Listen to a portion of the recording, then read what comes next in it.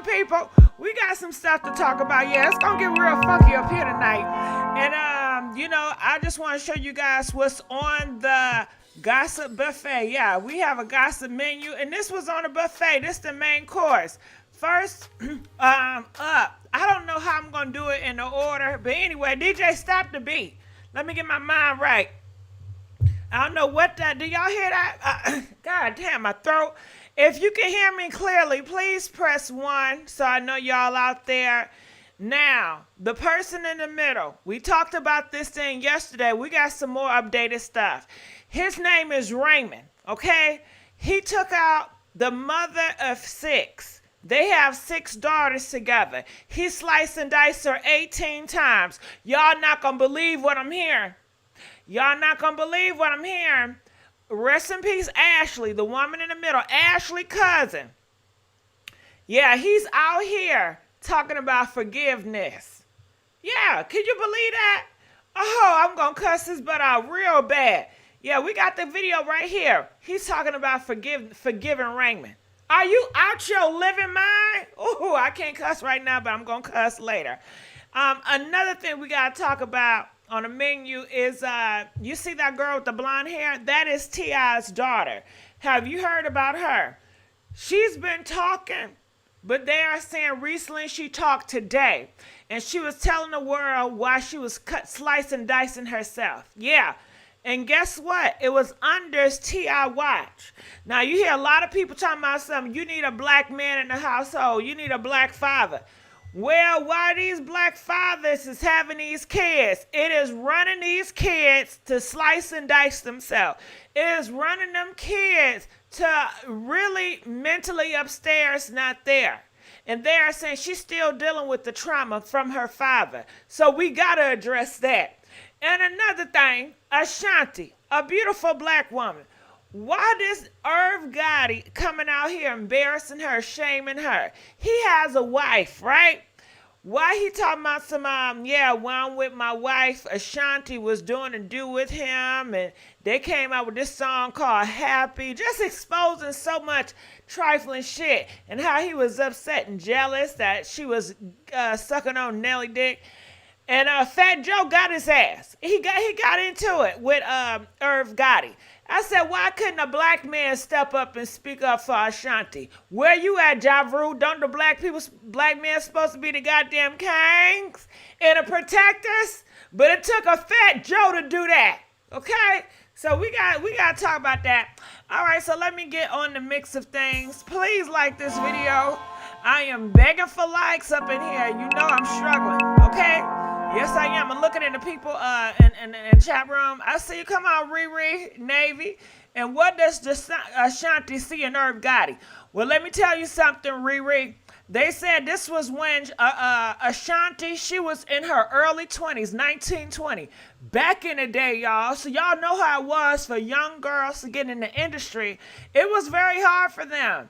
You know, so she felt pressured to sleep with that nigga. You know what He not even a nigga because he not black. They say he white. They say his nationality is white. And he the boss man. You know he was pressuring her to do with his nasty ass while he had a wife. He had the audacity to talk about it like it's some cute shit. How dare you? How dare you? Yeah. All right, so DJ, where my song at? Because I need to hear a funky beat. Thank you. All right, so which one y'all want to go first? You know, y'all want me to talk about Deyjah first and T.I., press 2. If you want me to talk about Ashley and Raymond, the people in the middle, press 3. If you want me to talk about Ashanti and Irv Gotti first, press 4. How y'all want me to do this thing? Any, many, mighty, motherfucking mo. Which one y'all want to go? Okay? Tell us what y'all think. They say he triple gift. They say he was Caucasian. I looked it up, and they say his nationality is Caucasian. You know what I'm saying? So I don't know. You know, I know his ass. Okay, so let's go with T.I. All right, so let's go with here over there. All right, so we're gonna go with T.I. real quick. T.I. and his daughter. Now, I just want to give you guys an idea. DJ, stop the beat again. This is T.I. and his daughter. Okay? Now, you hear so much ruckus, you know, we need black men in the household, which is false. You just don't need a black man. You need the right black man in the household. You need the right father figure in the household. And T.I. is just not this. All his kids have mental situations upstairs they are still have not getting treated from. You know what I'm saying? And they said this girl, Deyjah, is still going through a lot of stuff with self-hatred and slice and dicing. And it has a lot to do with T.I., her father in that household. You know, he run the block. He had the most influence over her life. And it's sad because she couldn't even open up and talk to him about the situations. So here it is. Deyjah Harris reveals that self-harm because it releases anger. Okay? So this is the whole paragraph. You know what I'm saying? Yeah, she talks a whole bunch about how she sliced and diced under her father's protection, under the house where her father stayed at. She said when her Auntie Precious passed away, shit got worse. It got real. It got real. And she didn't have nobody go through. The one that man's supposed to protect her was not. You know why? Because he was out here trying to being a thought, you know, taking away other little girls and taking them on field trips to Miami. Where they go? They go on ritual field trips to California. You heard they ass was on a bus, and he was doing rituals, spiking stuff in people's drinks allegedly. Yeah, and doing all types of booty rituals. Yes, he does butt rituals. He does dildo rituals. He does lesbian rituals. He does all types of rituals, and it's sad because she's over here suffering while her daddy is out here in these streets having all types of rituals with ding-dongs and shit. You know what I'm saying? Not being a father like he should. Just being, I don't know what the hell he got going on. And let me read you this. This is what Funky Dineva said about T.I. daughter. I'm sorry, Miss Funky Dineva. He says, my brother used to do this too, slice and dice himself, self-harm. It comes from a deep-rooted place of emotional turmoil. It's an unhealthy coping mechanism. And the fact that she shared it is a cry out for help. Did you hear what he said? Okay? Or she said, whatever. Did you hear what Funky said? The fact that she is sharing it right now is a cry out for help. It's now up to her village, which I guess they are referring to T.I. and Tiny. It's up to her village to make sure she gets the treatment she needs. All right? I don't know if that's going to happen. But people are asking her, why did you used to slice and dice yourself? And this is her response. This is T.I.'s daughter. It says, laughing out loud. This is nothing to laugh about, Deyjah. But, you know, that's how she coped with it, laughing out loud. She says, okay, so a better way to ask someone this question would be, all right, so she got to finish. She said, you should not ask somebody that question. It's a certain way you ask people that, and she's going to let y'all know how you ask somebody. She says, if you're comfortable speaking about it, would you mind sharing what harming yourself did to solve the problems? She said, that's the better way to ask that. Okay. She said, I don't know, child. This is her answer. She said, I don't know, child, but you know me. I'm open and I'm transparent, but you ask, so I'm going to tell it. So around 11 and 15 years old, my parents was out here doing satanic rituals, which really put a damp on my soul. Okay. She says around that age, 11 and 15, I think back then, I was doing it because I was sad and I was numb in a way. And she didn't realize by doing that, her parents was entering all types of satanic rituals and spirits in that household that was coming for her innocence. You know what I'm saying? Because that's what they do. They come from innocent. Anytime you welcome people in your house, they carry all types of spirits and demonic spirits on them. And you have innocent children in the house, you know they're going directly to the child. You know what I'm saying? And these people are inviting them spirits up in the house.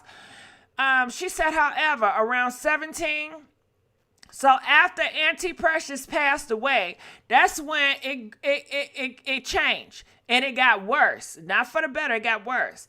I did it because I have a lot of anger to release, basically laughing out loud. It's like, I can't explain the shit. Okay, so she says she have a lot of anger inside of her. She says, I do it because I have a lot of anger to release, basically. It's like, I can't explain it. I want to be honest, but I don't want people to look at me and say, OMG, she needs help, or try to give me sympathy because I don't fucking need it. The short answer would be because it's a way for me to release my fucking anger, and sometimes I'm fucking numb, so I do it just so I can feel something. Shit, I don't feel nothing in this world. My mama and my daddy out here having orgies and shit. My daddy out here got my goddamn kitty cat checked every 5 minutes while he's a damn hypocrite. Nobody can hear my pain. I want to feel something. I can't. She is locked. Okay? And she's dealing with a whole bunch. And she said the only way she can slice and dice is by feeling. The only way she can feel something if she slice and dice herself. Okay? And that's what she's still dealing with. And they said that she's still dealing with that right now. Okay, and I want to know what y'all got to say about that. I'm looking in the comment section. And I thank y'all for the donations. I really do. Naya donated $10. In my opinion, he always treated her differently. He is so weird. Yes, he is. And let's not forget the spirits that he had up in that house. And feel free to call. Please call. Where the phone number at? The phone number is 515-605-9737. Call in and let us know how y'all feel about Deyjah and T.I. while she was doing all this under his rule, slicing and dicing herself. Comment, let us know. I'm going to look in the comment section since y'all not going to call in. They say, what? Who didn't see this coming? This is so sad. It's beyond sad. It's beyond sad because it's the same man out here that want to preach and want to tell everybody how to live their life, that want to preach and want to be so for the black community, but his household is not in order.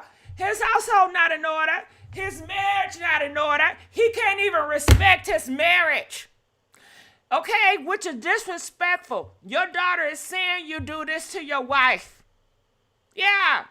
Yeah, what type of father is that? What type of role model is that? What type of protector is that? Get out of here. Having all them goddamn dick spirits up in that house affecting your daughter. And that's why she got to slice and dice herself because of you. You are the protector. And it's just so sad. They take these nice ass pictures smiling and shit. But hey, Okay, I seen somebody call, but then y'all want to hang up. Which one is it? Can you please call? I want to talk. Okay, it says, I've been telling her story. I hate still coming through this. Should you make everything a joke sometimes? No, this is not a joke. I can't pronounce your damn name. This is not a joke. This is for real. Did you say Dick Spirits? Yes, Deyjah Harris. Yes, they do. You haven't not heard. Comment, let us know. Y'all not going to sit up here and act like I'm crazy. Have you ever heard of T.I. and Tiny doing a lot of freaky stuff, freaky rituals in Atlanta, in Miami, in Las Vegas? Press 1 if you heard her father and her stepmom doing a whole bunch of freaky rituals. Press 1. Press 3 if you heard no such a thing. Okay? That's what they do. And they don't only do it at these hotels. What do you call it? They lay where they shit at. They shit where they lay. Pretty much, they'll do it in their own home. I don't know if you guys remember a while ago, it was this lady. She used to clean for T.I. and Tiny. Do y'all remember that? She came out and she exposed everything. She was the cleaner, and they had a close relationship. She said they ain't pay her a goddamn thing. They were so cheap towards her, making all that money, and she had to clean up all that stuff. She said she ran in contact with so many sexual toys, different size dildos, all different stuff. She said that Tiny love being around the house slinging dicks. She have on a harness and she walk around with a big dick, and they say T.I. loves the shit. Okay, y'all haven't heard that? Hello? And you don't think having them spirits up in that household affected these kids? All right, so let's keep on going on. We got some phone calls calling about this. Calling from 4470. You're live from the air. 470. Hello? Hello? Hey, how you doing? Talk to me. Can you hear me? Yes. Talk to me. What's your thoughts about this? It's simply sad. It's very sad, and it's very, very ungodly-like. I know we can't get on our soapbox about religion, but for this child to express her pain, she has seen a lot of things. And he's having her checked by a gynecologist every so often just to make sure that she's not being touched. But you have to practice what you preach. If you don't want nobody to touch your daughter, don't touch nobody else's. And as far as your marriage vows, you do not take them seriously. You feel that you are the king of the South and you can have anybody that you like. That's not true. I think this is very, very unfair to those children. We don't know all the trauma that they've seen. We don't know all the trauma that they've heard. That's my statement and my opinion for tonight. I appreciate that, and I think you're so right. He sees that marriage as a mockery, and he's supposed to be the leader of his flock. And what is he teaching his daughter? By his actions alone, what is he teaching his daughter? It's sad, Jessica. It's very sad. What do you think he's teaching his daughter by his actions alone? It's probably disgusting to her, very disgusting, to be able to do the things that she walks around with a strap on, and he gets a thrill out of it. That's why I said they probably put things in people's drinks. Their company was probably not allowed to come over for his kids, but adults, it was just, it was a free fall. Mm-hmm. And you would never know who was in their bedroom. Like he said on the statement, what him and his wife does in their bedroom, that's their business. You forgot. You got kids in the house. You still have to respect your kids. Don't care. Even as a married couple, it's a time and a place for everything. You respect your kids, even though you're raising them and it's your house, but you still have respect for your children, because now this little girl is lashing out in a very harmful way. That she's talking to blogs, and she's letting them know that she doesn't feel anything until she does something that's harmful to herself. And if they don't get her help quickly, I feel very sorry for Deyjah, because she's a sweet individual.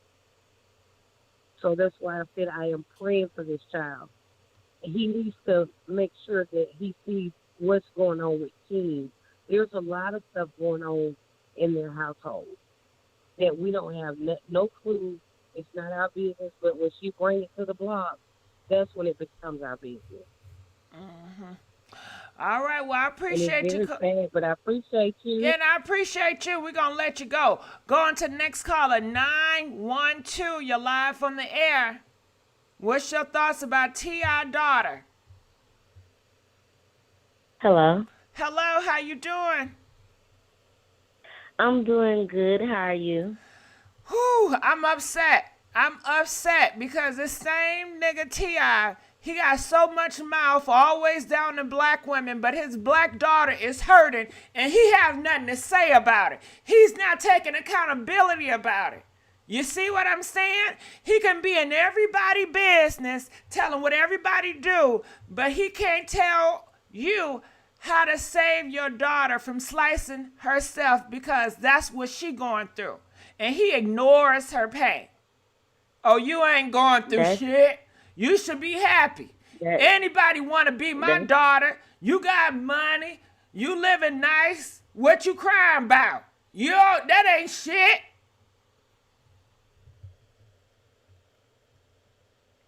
Hello? Damn, she done dropped the call on my ass. Was I doing too much? Okay. Calling from 872. You're live on the air. Hey, Gigi. Hey, Okay, talk to so, me. Yeah, T.I. is a narcissist. I'm not going to even lie to you. As far as, like, Deyjah she seemed like a quiet type of person, so she keep everything, like, bottled up in the inside.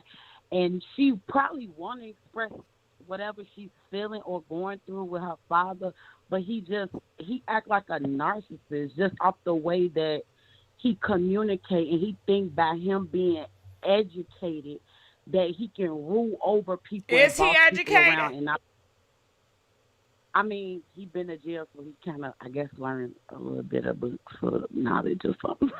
Okay, I'm sorry to interrupt you. Go ahead.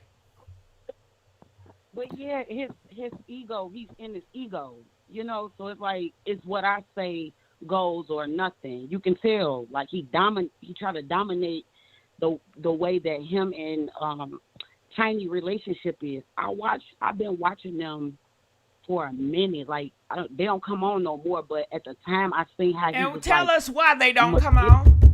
Tell us why they don't come on. Tell us why T.I. and Tiny family hustle struggles don't come on the air anymore. Due to the story of them sleeping and all that other stuff. No, say it right. What were they accused of? Say it right. Of sex flings and threesomes and drinking. No. You ain't saying it right. You ain't saying it right. It's no crime to have a threesome. They were accused of taking girls and underage girls, putting stuff in their drinks, R-ing people left and right, using his rap star music career, pressuring girls to get naked, allowing his homeboys to do with these girls while these girls are on something strong that he's put in a drink, or one of his homeboy thug boys put in a drink, and they all sitting around here laughing about it. And it's been happening a while. And a lot of people start to speak out.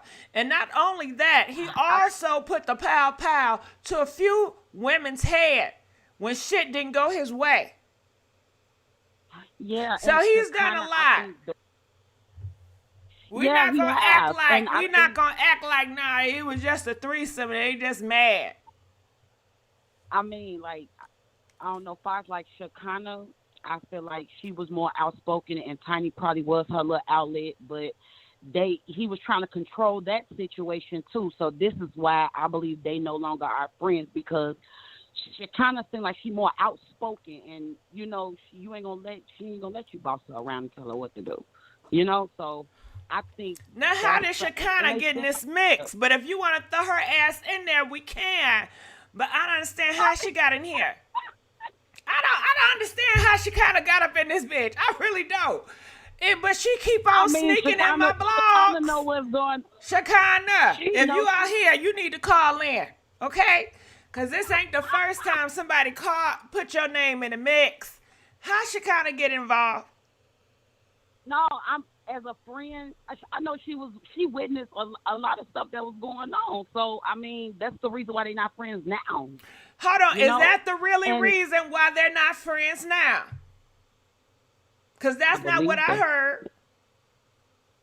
What you heard then, Gigi? I heard that the reason why they're not friends now, first of all, her husband, T.I., never liked that hoe, okay? She was always in his wife's ear telling her, you need to do better. Just don't sit around. You can do businesses deals. You can do this. In the terms of T.D. Jakes, women out here trying to be men. Women out here trying to be independent. Women out here trying to be business versus just sitting your ass down in your femininity, allowing a man to do everything for your ass and depend on him. She was telling Tiny, hey, you are more than just a housewife. You have talent. You can do a show. You can do this. You can do that. He ain't like none of that shit, okay? That was rule number one. Rule number two, Shekinah was trying to be a ride or die hoe, okay? And he didn't like that either. She got her ass in the mix trying to defend her and him against another woman that they had in their bed. And T.I. got upset because she said the wrong things. And T.I. said, I'm tired of this hoe. I had enough of this damn hoe. She had 1, 2 goddamn times. This hoe gotta go. This hoe gotta go. And T.I. and Tiny had to cut her ass off. Say, nah, okay, yeah, you was doing that to have our back, but it's making us look crazy. And we in the process, we getting sued, because that's when shit was coming down heavy. Shekinah was still getting on video trying to defend them, and it was making them look bad in a legal standpoint. So Tiny said, your ass gotta go. Shekinah got upset. Oh, hell no, bitch. I done put my life on the fucking line for your ass. I done did your hair for free, bitch. I've been a ride or die hoe, and your ass gonna leave me out here on the pavement like this? This bitch suing me because I'm defending you and your fucking family, and you just gonna leave me in the house to dry? Because she thought that was her sister. She thought she was going to have her back. But Tiny said, I worship this dick right here. If the dick say, let your ass go, it's time to let your ass go. Now, that's what I heard. Now, what you heard, girl, because I ain't hear all that. Okay, well, I'm going to let you go because I'm going to let you go. All right, well, call me back. Okay, I like how you start shit and leave. All right, bye. You know how people start shit and leave. Okay, but comment, let us know what you guys think. Please like this video. We are begging for likes on tonight. Yeah, we got a show for y'all. You know, we got a damn show for y'all. Calling from 804. You're live on the air. 804.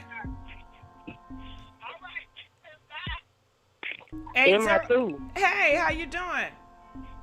Hey, how you doing? I'm all right. Talk to me. What's your thoughts? Long to get through? What's your thoughts about this?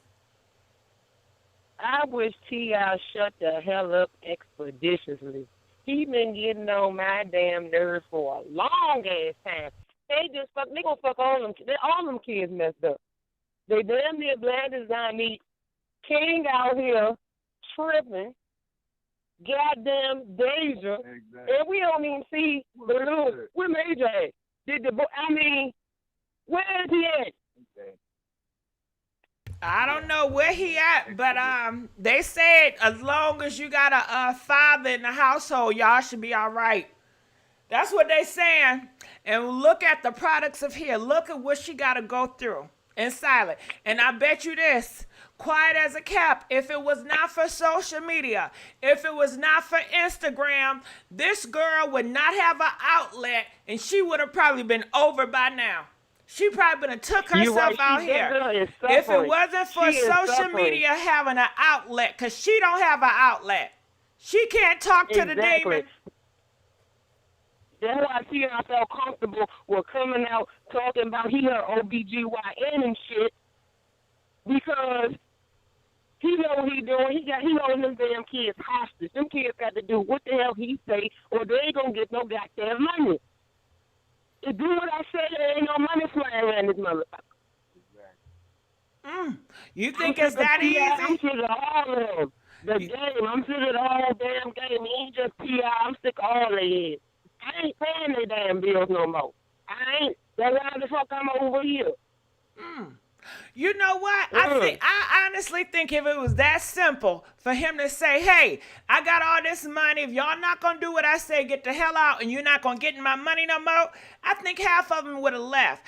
I think it's more deeper than that. When you have a child or when you're grooming somebody, you can really get in the mental state of that mind, where she don't even care about the money. She already damaged mentally. She's so fucked up mentally how he got her in the mindset that she has to slice and dice herself because she's so effing angry, but she never got a chance to express who she is or to be who she is. She don't Yeah, she have don't that. know what to be. And she don't know Yeah, how T.I. to wants them because to.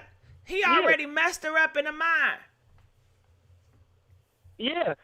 But T.I. gonna make them kids feel that they need that money. Them kids don't know how to survive with no money. They don't know what it feels like to not have it. So yeah, even though she going through what she going through, she still feeling like she need him. But she do not need him. Don't some of them need him. They not leading their own path. They just trying to follow behind their daddy. You know what? I hear what you're saying, but I still feel like it's more mental than financial. Because what I heard on the street is he very cheap. I heard he's very cheap, and he don't do a lot of splurging when it comes. I don't know. This is what I heard with the kid. Yeah, yeah. But yeah. have you ever? But I they know still some people in the they still hood. depending on him. I know people in the hood that don't survive. got nothing. I know people in the projects that don't Yeah. have nothing.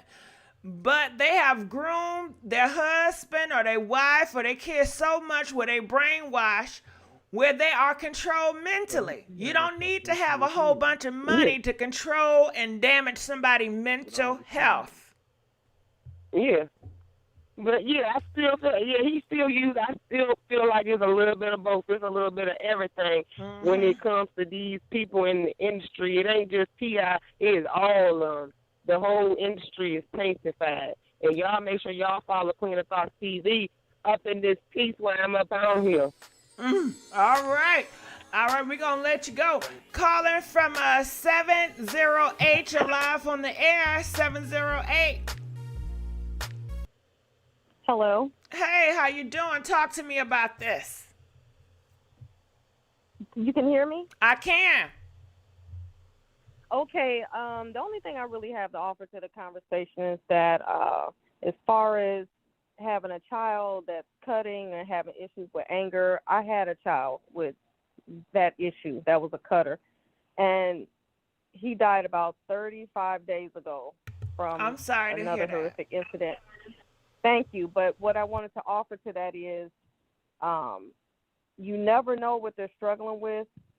And as a parent, the best you can do is to at least try to find out because they're not doing it for no reason. Now, I did see in the comments somebody said that sometimes kids do it for attention. And there are some kids, they'll pick up habits from other kids, but they're still crying out for help for something. They're still trying to pass on a message that they're needing help for something, whether it's for attention because they picked it up from somebody else, or maybe that's their way. And for this young lady here, like you guys have been saying, there's a lot of chaos going on in that house, a lot of things that we don't know about that she knows about, and she's been keeping other people's secrets, but those secrets are not keeping her safe. And it's time that she starts telling us so she can get some relief, get some help, and get some healing.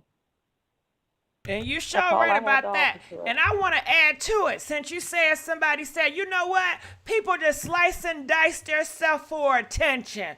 They don't need anything. It's just for attention. Well, God damn it, if they're doing it for attention, they need some attention. They need some help. It's a cry out for help.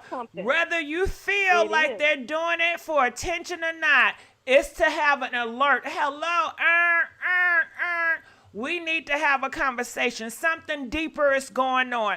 Whether or not they're doing it and copying off of somebody else, that is still a damn alert. If you feel like your child is doing it for attention, they're just trying to copy Peter, it's still a time we need to talk, get some therapy. Because maybe, hey, your personality, you want to take everything for, well, you're just doing it for attention. Maybe they need to talk to somebody else, and it's your responsibility to see that through, even if it ain't with you. Because your ass could be the damn problem. And you don't know it, and you deny it, because your ass is the problem. You the problem. That's right.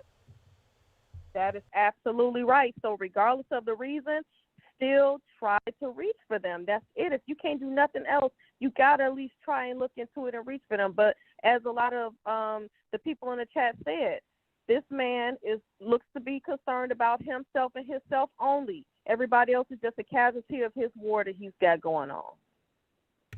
You sure right about that. And I appreciate you calling and giving us and letting us know. And like I said, our prayers are with you. And, we apologize, and I hope you heal. All right, we're gonna Thank you. let you go. Calling from 667. You're live on the air. 667. Talk to me. Hello, how you doing? I'm How you irritated. feeling today? Go ahead. Oh, I'm irritated too. I am pissed. Can I tell you, T.I., he is a serial rapist. Did you hear what he done did to them women at Magic City with them strippers? And I'm by a strip club right now. Oh, tell it, but just say allegedly, because you know he's listening. You know he's listening. You know he don't You like know us T.I. over here. He don't like us over here. He's listening. He always listening over here. Yeah, I heard from your people, guess T.I. what? I heard from them. But go ahead, just say allegedly, because he's listening. he can listen, he can peep, and he can motherfucking hide. At the end of the day, he gave them women what he gave them. They had them sex motherfucking parties. And Freaky parties. the Come on, fact just say, because like I yes. said, he's going to try to take this sum and take it to court. I know his works. Yeah, I'm good.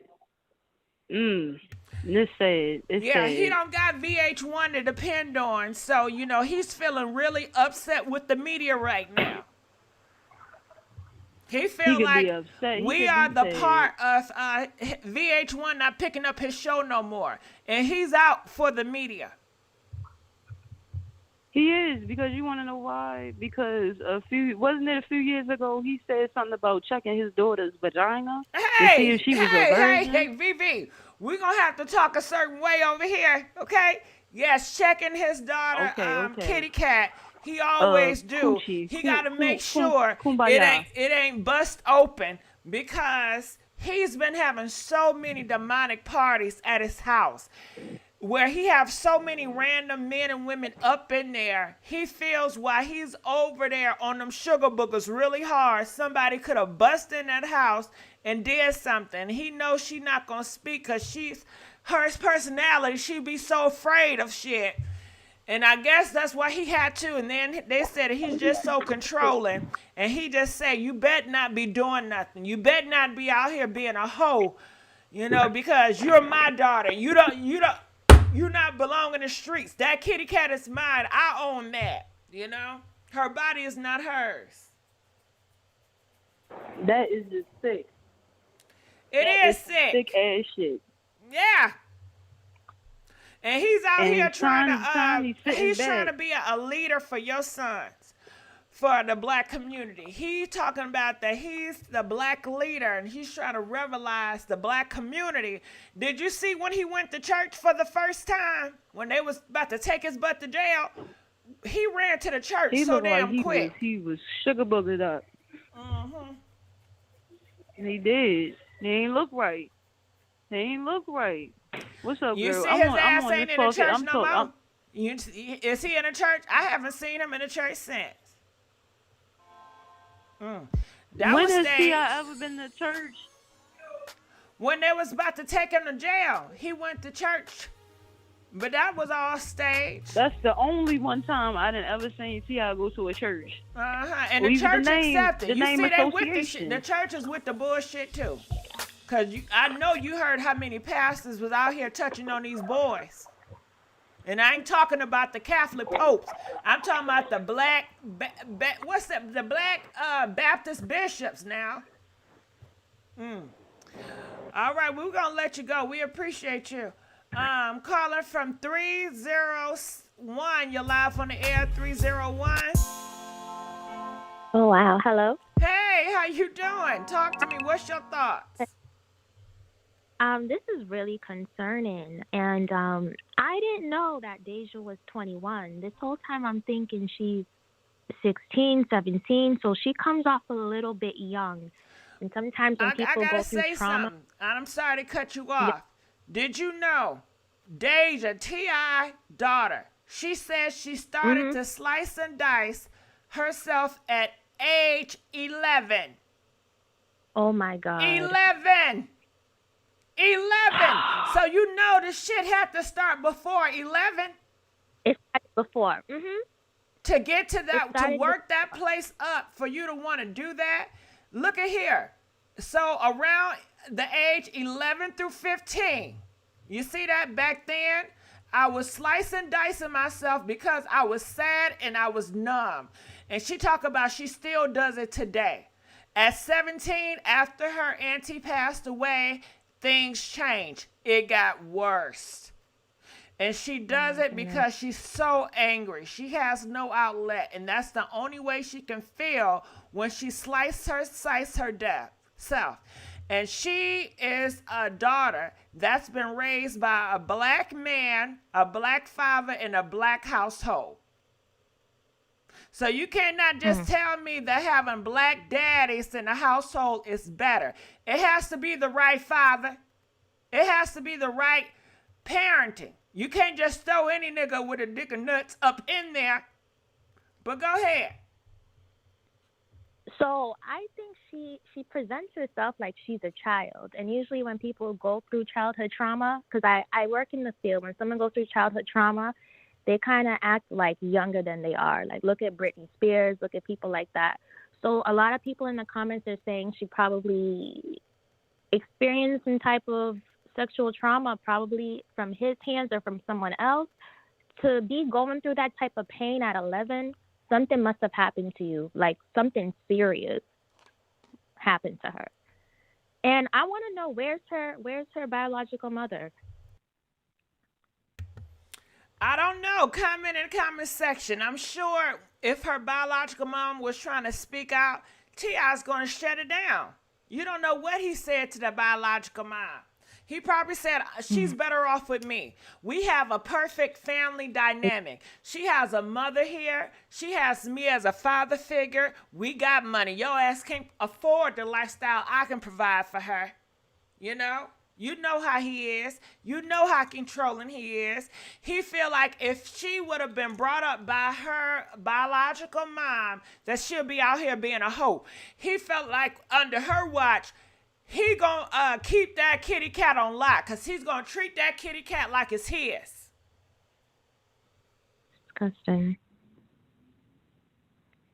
Well, that's all I had to say. I think there's just some, I don't know what she's going to do. She's 21, but she still acts like she's pretty much stunted emotionally, mentally, psychologically. He did that. Can you imagine? Your father every other month busting up in your room telling you to pull your pants down. Let me check it out. Open your goddamn legs. What you been doing? Huh? I seen you flirting. You been chilling with them niggas? Open your goddamn legs. I ain't raising no hoes in here. I ain't raising no sluts in here.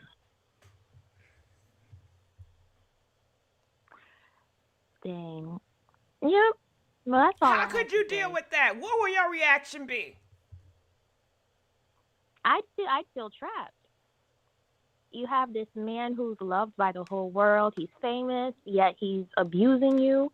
You have no power. You have no voice. So the only thing that makes you feel good is cutting yourself. And you know when she does it, right? Because you said she acts like a child. So, of course, she feels weak. She's powerless when he busts up in the door. So, stop exaggerating. When he leaves, and they have a family outing, and you go, and she's sad. Put a smile on your face. You don't got nothing to be sad about, you know? But then at night when nobody's watching and the lights is off, she takes a slice and dicing, and she slice and dice. And wishes she wasn't here. Typically, it'll get worse. A lot of people, they'll go the substance abuse route. They'll want more, because the cutting is gonna, after a while, she's been doing it for this long, but you need like a new fix, and this is concerning. You know, for her to be doing it that long, what's next? So, I don't know. That's all I have to say. All right. Well, thank you. We're going to let you go. And I also want to say that I feel like her coming out here on social media, it's a relief for her to tell somebody what she's going through. Even though she ain't telling y'all everything, she's telling y'all a little bit. She cannot tell her daddy, I slice and dice myself when you leave the house. Because he going to cuss her out. You stupid. What the F you doing? This is my body. You destroying my body. You know, that's how he sees her. It's her body, her belonging. That's his property. You know what he would do? He'll probably do something horrible to her. You destroying my body, my property? Huh? What's wrong with you? All right, let's go on to the next caller. Calling from 347. You're live on the air. 347. Hello? Hey, how you doing? Talk to me.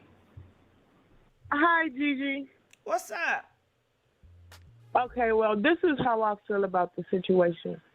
Coming from a person who was abused at an early age, I feel like probably around the time when she started puberty, he probably started checking up on her. And if you think about it, he's not a doctor.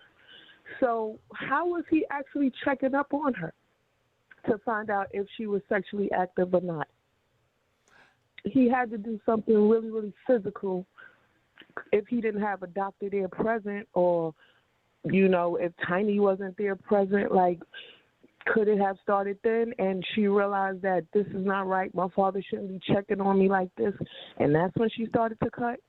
Could it be the people that might be locked up in the basement? I heard about that, you know, the people that's locked in the basement.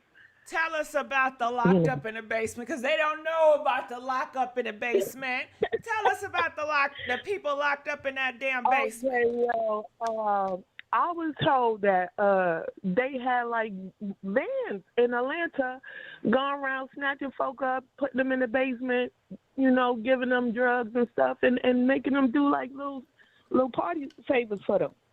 And So, you know they say the demonic spirits lie in that. All them demon spirits line up in that basement, and they smell some innocent blood. They smell that innocent blood on the second floor. You know them demons cramming into them walls. Them demons getting up in that head. Them demons telling her, you ain't worthy, you stupid, your daddy don't love you. Look how he treats you. Look how he treats your brothers. Yeah, that's real freedom. You'll never get to have freedom. You don't belong here. You don't own yourself. You would never do that. Yeah. Did she sneak to the basement? Huh? She could have went to the basement, Gigi. She could have been in that basement. She probably seen some things that basement had. Oh, yeah, you know she heard some noises. You know she heard the noise, the screams. Oh, my God. It did. One time she was on a live, and one of the callers had called in, and they was like, tell your mom and daddy, let them people out the basement. Let the people out the basement. So, you know, I was just hoping there wasn't nobody in the basement, because if they was, I was like, please let them out. You know. Yeah, and I know you heard about Tiny, and you know he loves it when Tiny put on the dildo. They said, the cleaner lady said she had multiple dicks, different sizes, and he loves you. Have you ever heard of Freddy Krueger or Jason? Yeah. Tiny. That's another thing. Let me tell y'all. Hold on. Let me tell you. Don't you know how one of them monsters got a hammer or a hack, right? Well, her thing is that that dick. That's her hammer and hack. Once she put that dick on, she feel like she 15 feet tall. She storms the fucking castle with the dick looking to destroy. And he sits back and he loves it. He loves seeing her walk around in terror. Who ass is she gonna tear next? And I'm assuming them people in the basement tied up. She go ham. She go motherfucking ham. And he loves that shit. He loves the thrill. And, you know, she probably want to speak out. She probably want to rescue the people in the basement. You never know. You know, no. They said Tiny is a different thing. They said Tiny is two-faced snake. She be all out here like she's nice and she's precious and she's sweet. But they said she sometimes can be the ringleader. Deyjah wants to save the people in the basement. She wants to be safe, and she also wants to save the people in the basement. That's what I think. I think she's trying to help the people in the basement because nobody don't believe they down there. Well, I hope them people going in the But that's basement all I now, got to child. say, Gigi. Huh? Thanks for taking my call. Thank you for calling in and telling us about that damn basement they got over there. All right, we're gonna You let know you what? go. Calling from 9916, you're live on the air. Hey, Miss Gigi. Hey, what's going on? Talk to me. Okay, girl. Look, a lot of people have already said what I was going to say. They touched on the fact that I really, really believe it's something really much deeper than this girl just simply just cutting herself. Here's another thing too that I want to say, that as a whole, as a culture, Black people, you know, we're socialized to think that having a mental illness or mental problem, that something is wrong with that that's something that white people have, you know. We don't really have mental problems, you know, because having mental illness or any sort of mental problem is seen as a sign of weakness, right? But the thing about it is that if this little girl, this is just a couple of things. If this little girl was already cutting at 11, this is not a new thing to T.I. and them, okay? And this is just my opinion, what I believe. This is not new to them. They already know about this. If, in point, she does have a therapist already. Hold on, can I say something? Can I say something? Sometime, I don't know. Ma'am. I don't know if, do you really, comment in the comment section, do you guys think that T.I. and Tiny knew their daughter was going through so much and slicing and dicing herself at 11? Press 3. If you feel like the parents did not know, press 7. Go ahead. Yeah. If this baby been cutting since she was 11 years old, they know. They know. She's 21 years old. They know. Yeah, the reason why I Trust me, say they know. that, because I hear a lot of times where kids and people are going through stuff and the parents say they had no idea. Oh, that's, you know what? Okay, because I'm gonna be totally, completely transparent with y'all. My oldest baby, when she was my little sister, I raised her since she was 7. Okay, I grew up in foster care. So when I was 21, she was like about 6.5, 7. My mom was still using. I heard that she had my little sister. She was still using. I heard she was gonna lose her to foster care. So I got custody of her. I raised her. So later on down the line, she developed depression and stuff, and she tries to kill herself, okay? So they take her to the mental hospital. I'm sitting up with the therapist, and I'm like, I'm like Black people. You know how we do. Oh, she's just playing. She's just playing. That white man looked me in my face, and he said, she is not playing. This is real. She tried to kill herself. And this is the same thing with this baby. Okay? That baby is not just cutting because she's just to have something to do. This baby is crying out for help. She is crying out for help. Something is going on in that house. Yo, I want everybody to remember when all that stuff was going on, when those girls came out. Do you guys remember her saying something about he woke her up in the middle of the night to saying that he was giving her something to drink, and she gave her something to drink. She felt woozy or whatever. She fell back to sleep, and she woke up, her throat was hurting. Yeah, it was probably some stuff to knock her out so she won't hear the screams. I want y'all to go back. So she won't hear the screams in the basement. Probably that too. Now, y'all, you know what? This is the first time I heard about the people in the basement was tonight. Yeah, but they'll give you a drink to knock you out so you can't hear nothing. I think it's a whole lot that's been going on in that house. And that's why these kids are crazy. You know, the oldest daughter, I always side-eyed. You know, my family always jokes with me, and it's a sick joke, because it's not really funny, but I'm just hyper vigilant about children and being touched. So I always think somebody done been touched. Something wrong with my dad. They done been molested. They need some therapy. I always think that. But I don't think I'm wrong on this one. I just really don't. I also side-eye that oldest girl. I always wondered about him and his relationship with that oldest girl. Something just don't sit right with me. It don't. The reason why I feel that people may feel that way, because T.I. got a sex demon on him, where he sees Yes, I agree anything with with a that. kitty cat as something to destroy. You know, something And you know to what? take, because he's a predator. You know how predators look, Yes, and they always yes, want to destroy it with their yes, dingaling. yes, yes. And for whatever reason, I think men like that too.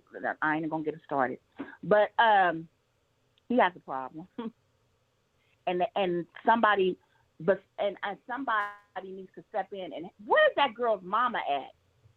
That's that's the question that we all have. You cannot. It seemed like she was involved when they did the interviews, a while back.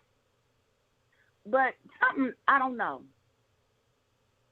I don't know. Well, I think there's so many parents out here that give their kids up willingly for $1.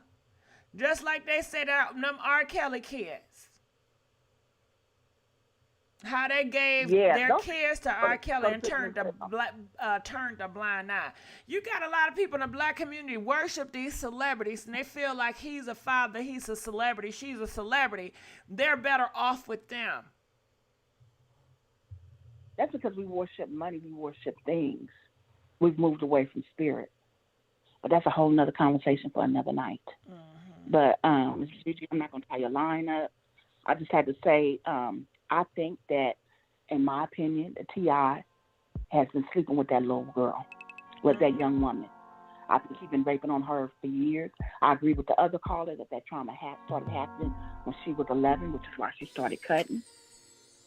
Another thing, too, with the fact that with him always wanting to check her coochie out to see who she's sleeping with or to make sure she's still a virgin. If he wasn't having total and complete intercourse with her, I think he was fondling her. He was just doing something that was completely inappropriate for a father to do with a daughter, period. Mm-hmm. Because he probably he been tapping the oldest daughter. He probably, when he feel like somebody's doing it to his younger daughter, he don't want that karma. Possibly. Possibly. I think it's an ownership thing with him. Yeah, that's what I'm true. saying? Mm-hmm. He owns the women's family. And that's how them sick motherfuckers are. Oh, excuse me, sorry, Miss GD. That's how those sickos are. You know what I'm saying? Mm-hmm. Those PD.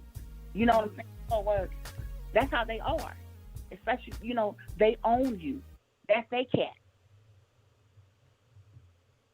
For them to have when they want it. They don't want to share it with nobody else. It's theirs. And that's probably why he got some people talking basement like that too. But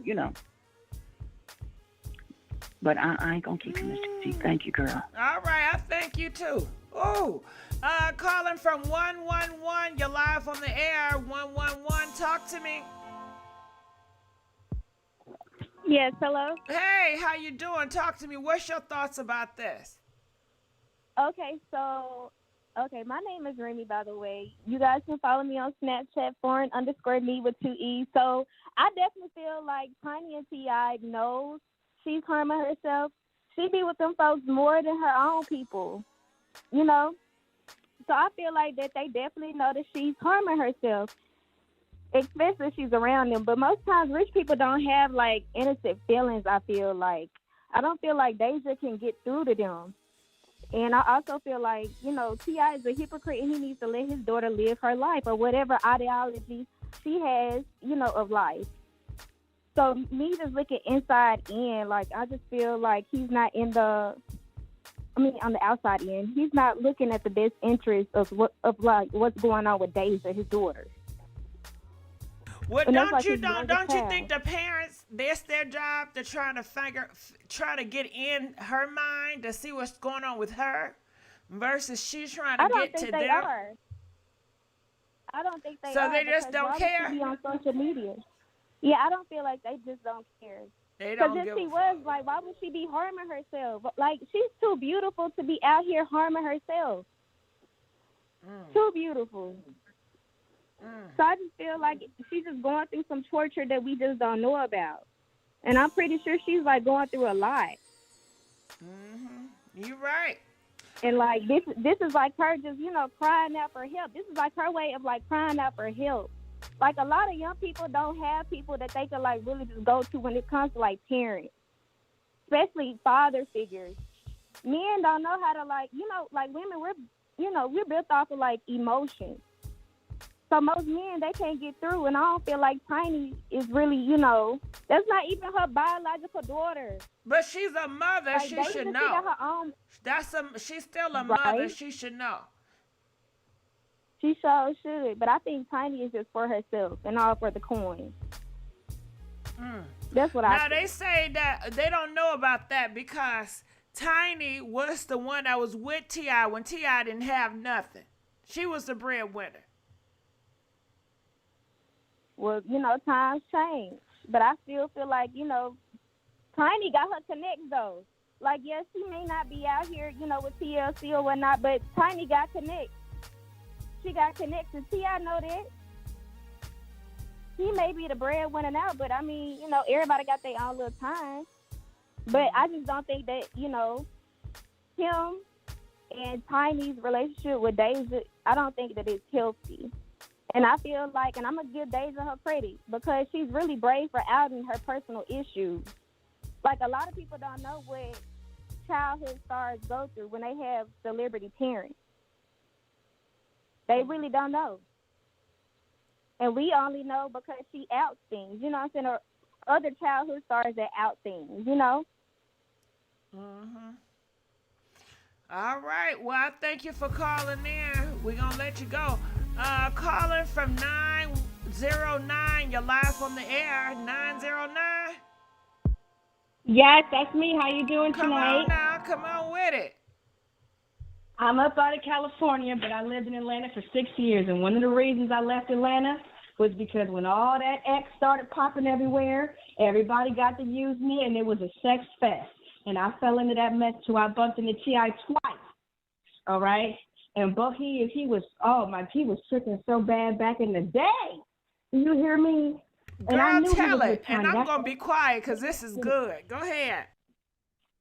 That is the only reason that I didn't, is because I knew he was with Tiny, but he was giving girls real money back in them days, and back in that what you know about that era. He was tricking his ass off. Do you hear me? I said, I moved way out to California and bumping the T.I.? What you doing out here? I'm trying to run from all this mess. But yes, and plus those kids needed therapy back then. He'd been in out of prison and everything. Can I ask you a question? Can I ask you a question? All right, as a father and a husband, you out here tricking with all these demons, and you coming home to your daughter and your kids. You don't think you have them demons on you? That's why he brought her the orange juice. Orange juice is when you popping ecstasy to keep your high going. Anybody that know about popping that X and that Molly know the first thing you do is grab some orange juice so you can fuck all night long. And but what does it do to his daughter? What does it do to his family? A lot of the girls that were accusing T.I. look just like his daughter. Have you seen some of them girls? I had to do a double take a couple times. It looked just like Deyjah. I said, damn, I was about to say, oh, Deyjah done spilled the beans. I said, oh, that's not Deyjah. But they look just as young. So basically, he invited a whole bunch of demons in his house where his daughter lay.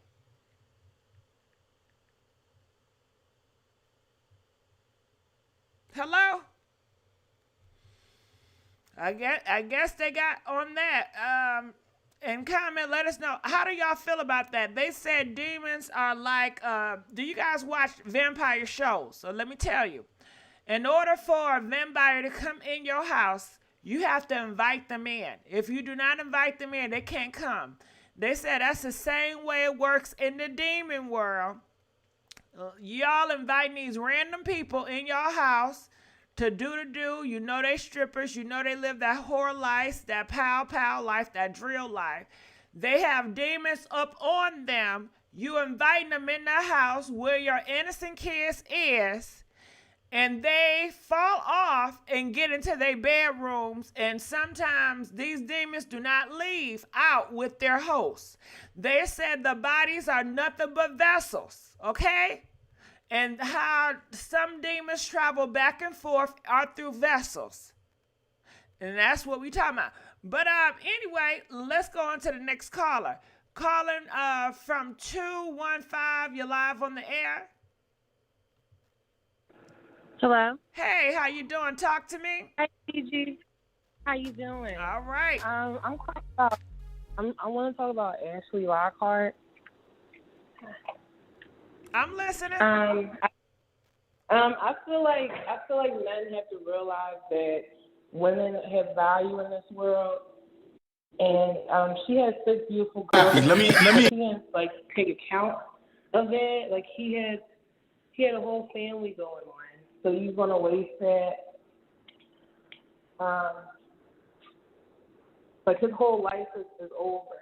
I've been in a domestic violence relationship before, and I just feel like the warning signs are there, but we just choose to ignore it because we love that person, but love is a powerful word. I feel like people shouldn't use that loosely. Because you could love somebody, but they might not love you the same. So I just feel bad for her and her family in that situation and girls. Wow, you're right. Now I keep on getting stuff on my I'm gonna let you go. Now I keep getting stuff in my phone, or I guess some people in the chat. Is this a sick joke, y'all think this is? Why do y'all keep on saying rest in peace, Vicky? What y'all got going on? Rest in peace. Now rest in peace, Ashley, but come on now. Y'all don't gotta be mean. But anyway, we got another phone call calling from 410. You're live on it. 401 401 410. I'm sorry. 410. You're live on the air. 410. We're gonna let you go. Calling from 904. You're live on the air. Hey, Gigi. Thank you for answering me. I'm calling to speak on Deyjah. My heart really goes out to her. I think a lot of people, me listening to the phone calls and everybody's outrage, let's just take everybody's pain that's been calling and let's times it by 100. That's how that girl is feeling. We have to understand this. When her parents were in the headlines, what were her thoughts and what were her feelings? And then I think some of the callers are right. Tiny don't care. She just came out with a new song, her and Candy. What's the song name? What's the name of the song? Cheated. If I cheated. But this is the thing, and this is the reputation that Candy and Tiny has. They go after these young men because they can control them, you know, and with that money. T.I. had his round of being the assistant because he didn't always have it like he did. So it was sacrifices that he made, and now that he's got somewhere, now it's time to put somebody else through that trauma that he went through, which I don't think that's okay. It's not fair. And to your own child, this man exposed his child's HIPAA information, her personal sacred situation that's supposed to be for her husband. He let the world know that she still had it. I'm just disgusted. I just wanted to call in and get that off my chest. Thank you for opening up the line. I appreciate you. He is disgusting. You're right. All right, let's go on to the next caller. Calling from 480. You're live from the air. Hey, Gigi. How you doing? Irritated. Talk to me. I want to know, first of all, why is Deyjah still staying there? She's 21, right? Is she still staying there? Last time I talked to her, she was in college. She was in the college dorms.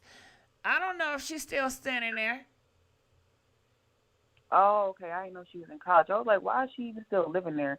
But another thing is that how long was they show on the air? We never really seen Deyjah like on the show, which was weird. And even when she was on the show and she was around T.I., you can tell like she felt real uncomfortable. Like it was one scene where she had to walk past him or something, and she just felt uncomfortable and she was crying and stuff like that. But I don't know. I think T.I. is a sociopathic narcissist. I think he got a illness, a mental illness or something like that. And then when it comes to you don't think Tiny, he got them demons on him? Yeah, of course. You messing around with all these people? Yeah, of course. They call sexual demons. But Tiny, I don't know. Tiny.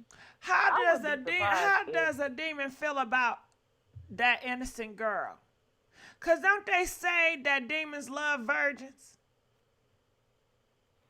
Comment, let us know. I don't know about Does that. demons like virgins? Press 5 if they do. Press 10 if they don't. I don't know. I thought I heard that before. Because sometimes when they do rituals, they need a virgin blood. Oh, okay. You never heard of You that? might be right. The virgin blood, the think they blood have of a virgin. I Well, just I'm heard about sorry. them needing blood.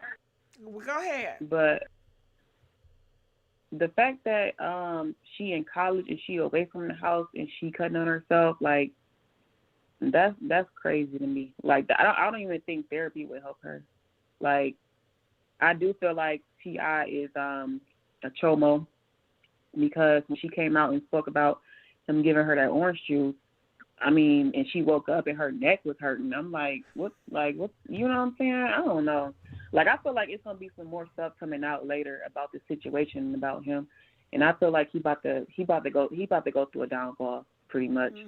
And It's probably have to wait till she get older to really tell her side, or somebody else going to come out. But I think he does a good job with shutting down a lot of stuff. Yeah, for sure. But I hope he get his karma. But that's all I want to say, Gigi. I appreciate you. All right, we're going to let you go. Calling from 214. You're live on the air, 214. Hi, Gigi. Thank you for taking my call. Yeah.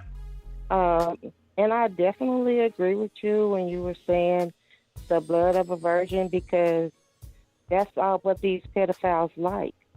And not only, and you know, he is a product of Hollywood, them men getting them Hollywood and turning them out. Them white men want them and turn them out. So he's a product of that.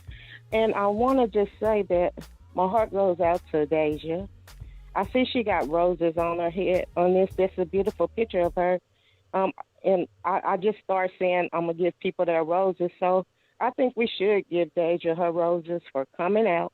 I think in some way we should rally around her for her to get help, because you could tell on the show, when she was on the show, she was not at home. You could tell Tiny didn't give a damn about her. She was never the focus.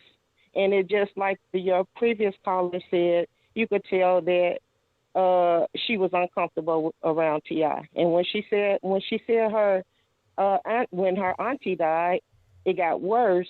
Her auntie, you never know, because she stayed with T.I. a lot. She could have been over there on purpose to keep an eye on some things in them kids. You just never know.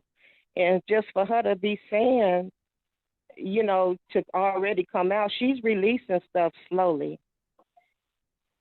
And so for her to be saying that, you know, something about that orange juice, and like the previous caller said, her neck was hurting, it's coming out slowly. That's why I think we do need to rally around her now. I know that there is a petition going around for, you know, another lady that's on YouTube a lot that I'm quite fond of, Melody Hope, and it's a petition going around to get her baby daddy and get him somewhere and set him down, because he don't know how to act.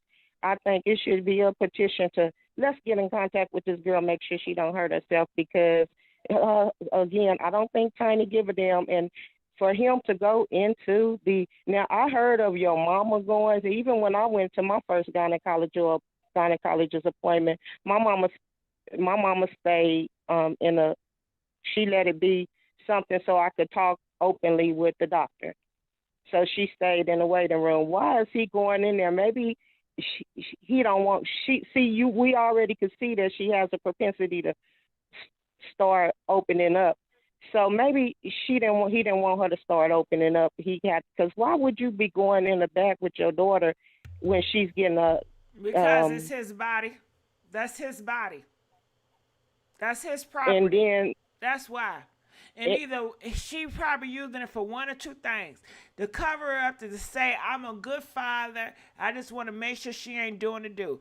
But it could be he need that virgin blood to make them sacrifice. He give her drinks at night so she can go down. And who knows what type of spirit he done put on that girl to make her start slicing, dicing herself.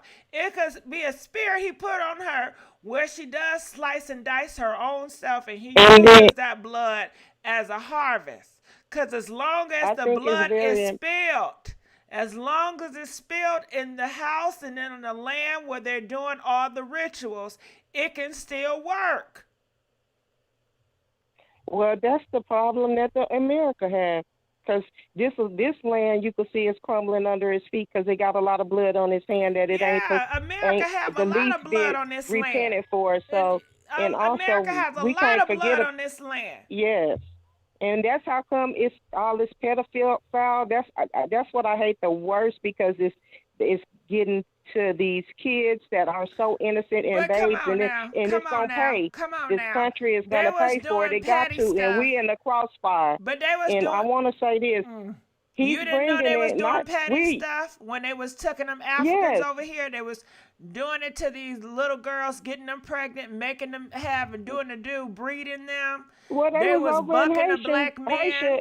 They went to Haitian. Do you remember when the earthquake, they went to Haitian to go get them? And one of our presidents, I ain't going to say because I ain't going to put your platform on blast, so I ain't going to say this president wife's name, but the aid was getting the babies. And them babies, and that's their desire to get these black kids from Africa and bring them over. And the man be letting the wives fuck with the men they get over from, the little boys they get over from, the countries, be letting them screw their wives and stuff. That's just what it is. That's their desire. That's their sickness. And we haven't spoke about. They couldn't allow, them demons couldn't come in unless they was invited in, unless they within them, within yourself. Them demons have to be within yourself to allow these things to just happen. And she walking around with this, that, and that. So they got the demons. They got to work them demons out of their head and mind to even stop wanting to invite demons on the outside in. So I just want to just say, Deyjah, I support you. Salute to you. Please don't hurt yourself. Get some help. And anybody that's around Deyjah that love her, please get her some help, because she really do need help. And she really does have a story to tell. And she's really worth it. And she's really a beautiful girl. And her stepmama never gave a damn. Yeah, it's sad because she want to help you. She want to help. She want to help, but that demon that's on her is shutting the door. No, it's hope. And yeah, but that demon is shutting that door. As long as that baby is calling out and we praying for her, she's going to be all right. And this platform may be the one to get somebody to get to her to tell her that you're worth it, and that your daddy, daddy don't work. Get away from your daddy so you can do what you got to do, and then you can help other people, because that's what you want to. That's your purpose, Deyjah. You have a purpose. You're beautiful and you're bright, and your platform may cause this. I disagree with your previous caller when she said she don't know if it's hope for her. Yes, it's hope for her. As long as you got life and breath, it's hope for everybody. So I salute Deyjah. You wear those roses well. You're so beautiful. And I hate the other women. I hate that Irv Gotti would want to disrespect Ashanti. She one person, you ain't never heard. You don't hear too much about her. And she's always been respectable. And why no black man spoke out for her?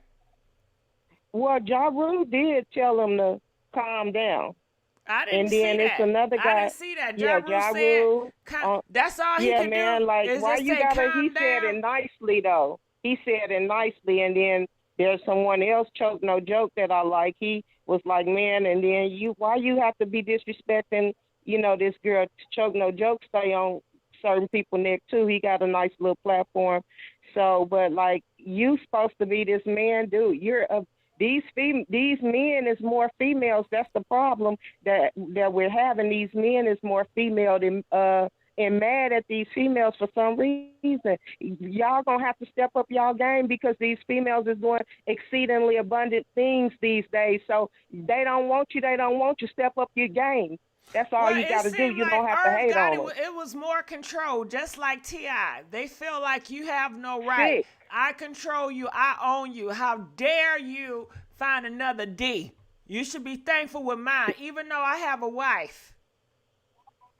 That's just a sick, disrespectful little boy. That's a sick, disrespectful little boy that thinks certain things that hadn't grew up yet. That's all that is. It's more you're than not sick. a man if it's you're more than sick. Yes, but we you're not a man if you're still this day and age on some public platform.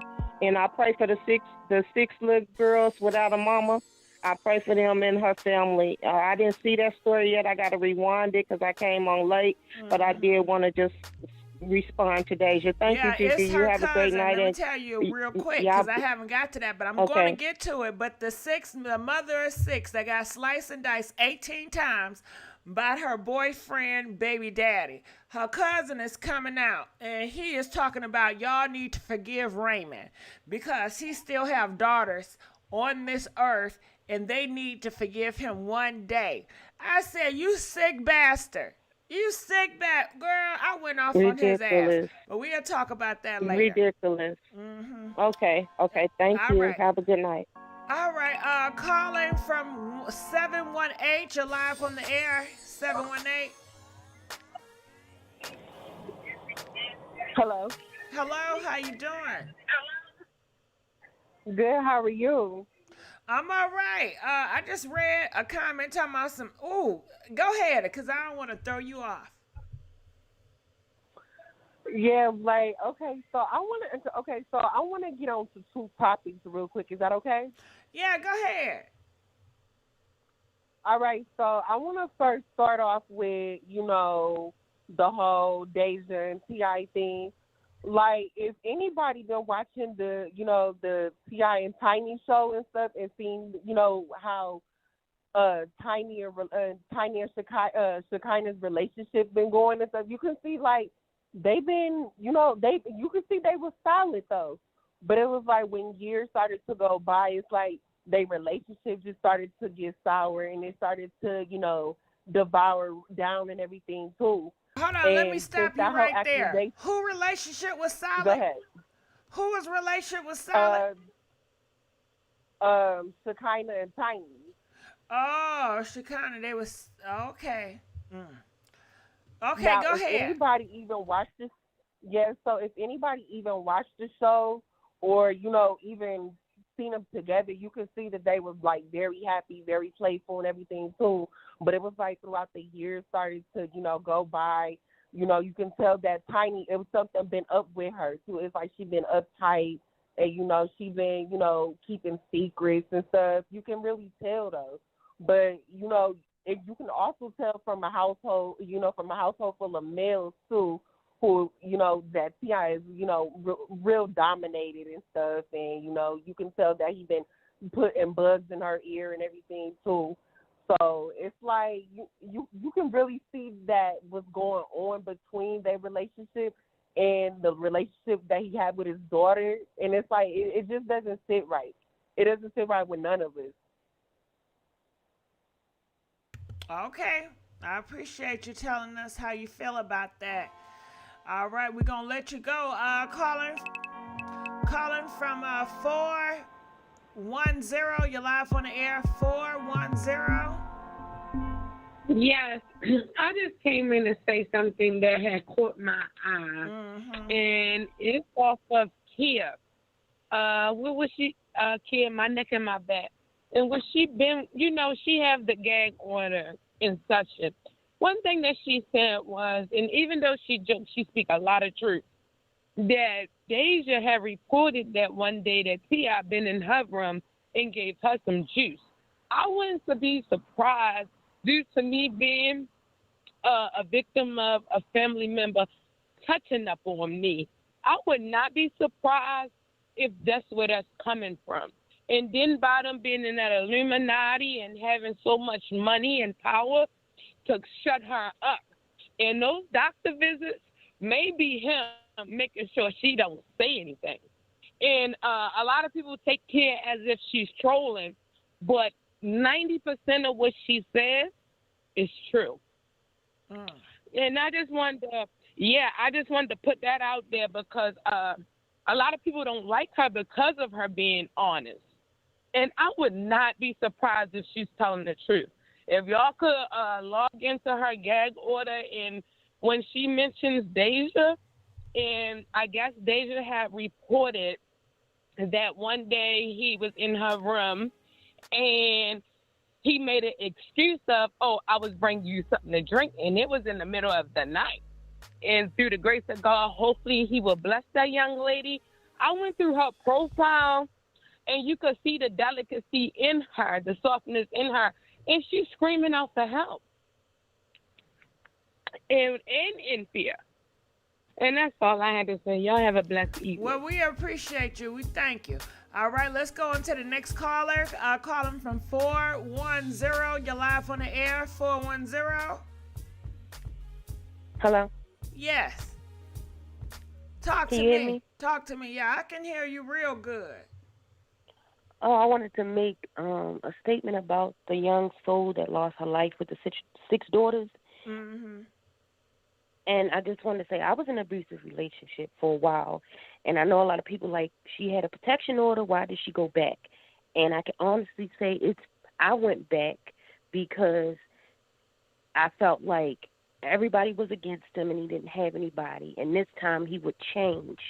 And actually, I went to jail for stabbing him in the eye. Oh, I'm so, girl. Like, I even got a You protection order. sure you want to put that I was out there? But okay. Oh, yeah, no, I did my time. I'm good, love. Okay. Yeah, I just want to let people know it is not as easy as you think. It is embarrassing. It is lonely. It is, you just don't. Can you don't tell her end up what was there the one first day. sign? Because people say always sleep. What was the first sign?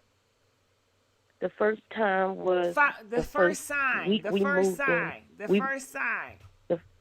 The first sign. Oh, okay. The first sign was when we would be driving in a car, and I would look out the window, and he would say, "Okay, you're looking at that guy. Why are you looking at that guy? You want that guy?"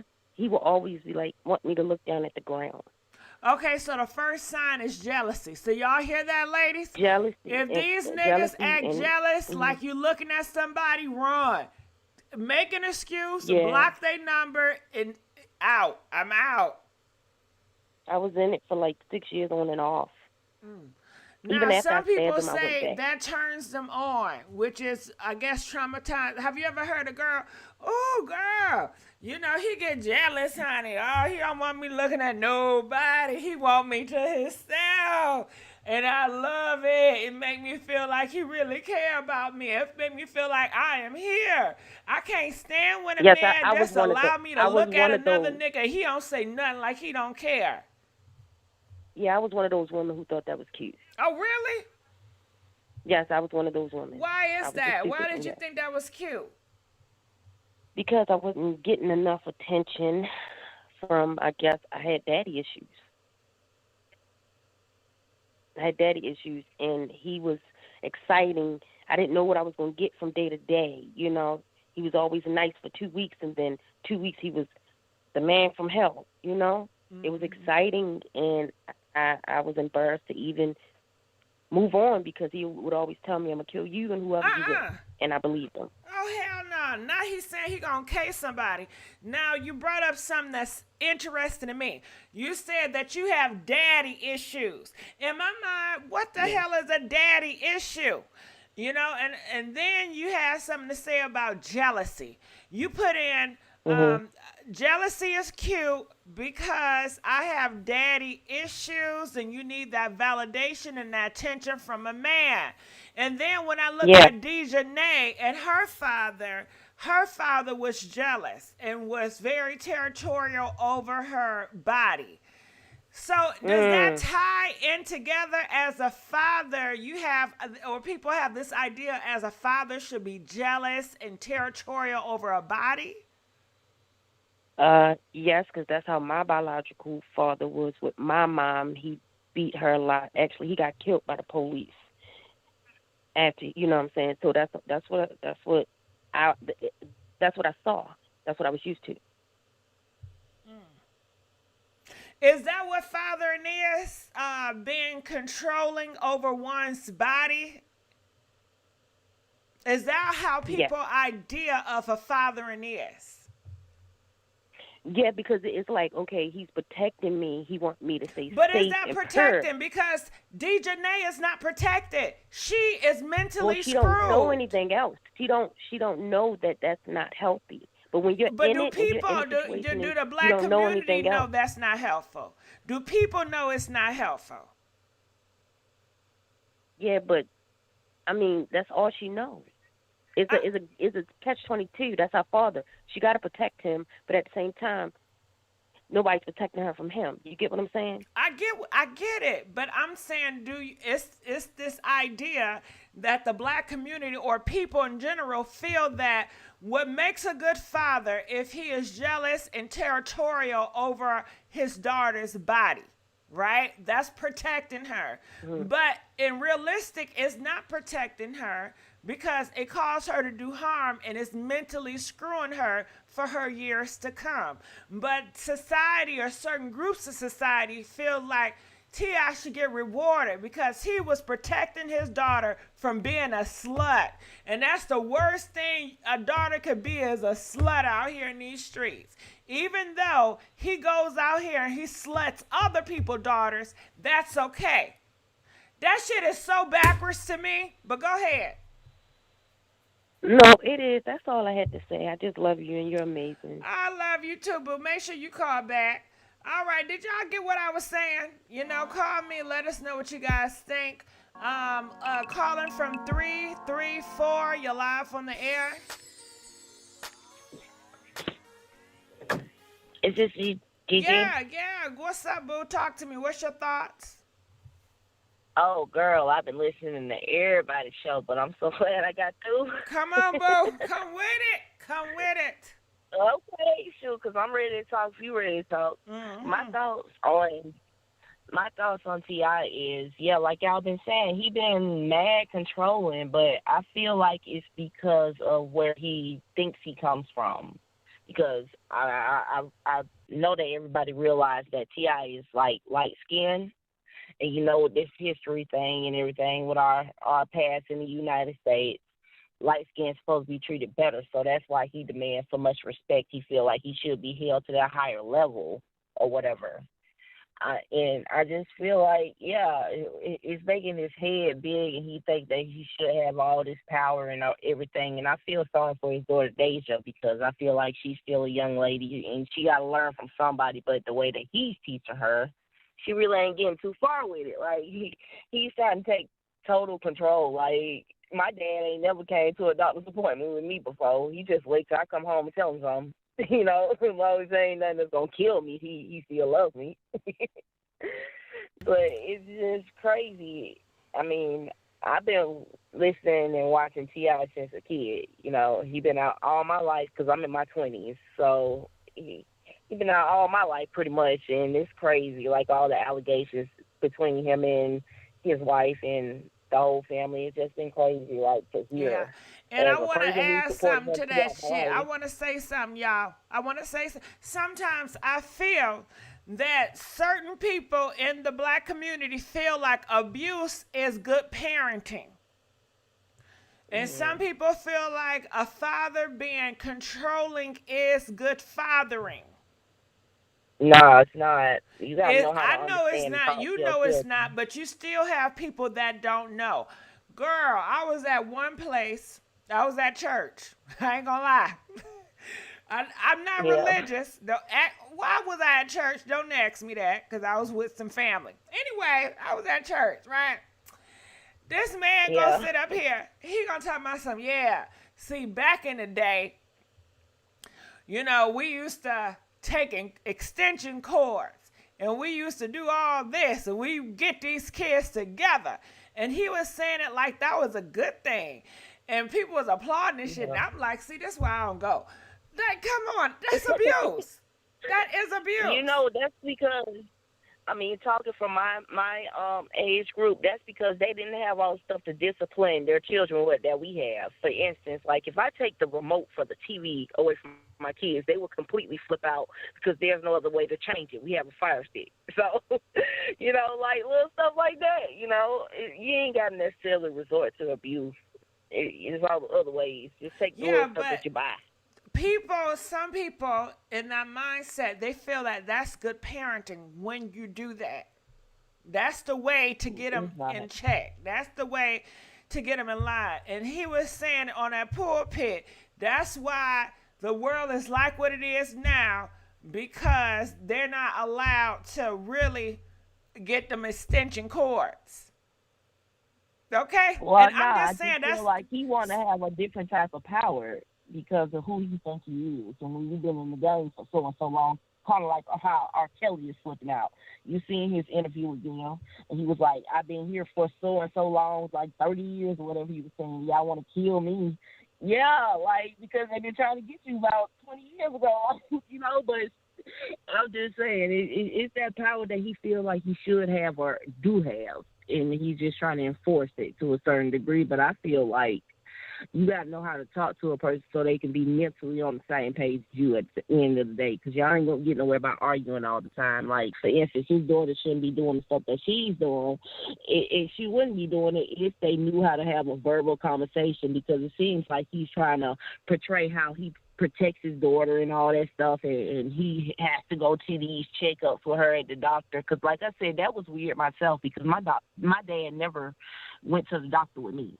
So I just feel like he's trying to hold himself to a higher power than what he actually is. You got to realize that y'all is actually human at the same time, and y'all have feelings. Y'all got to know how to work through those feelings so y'all can get a result at the end of the day. Like, All right, well, I appreciate you calling in. We're going to let you go.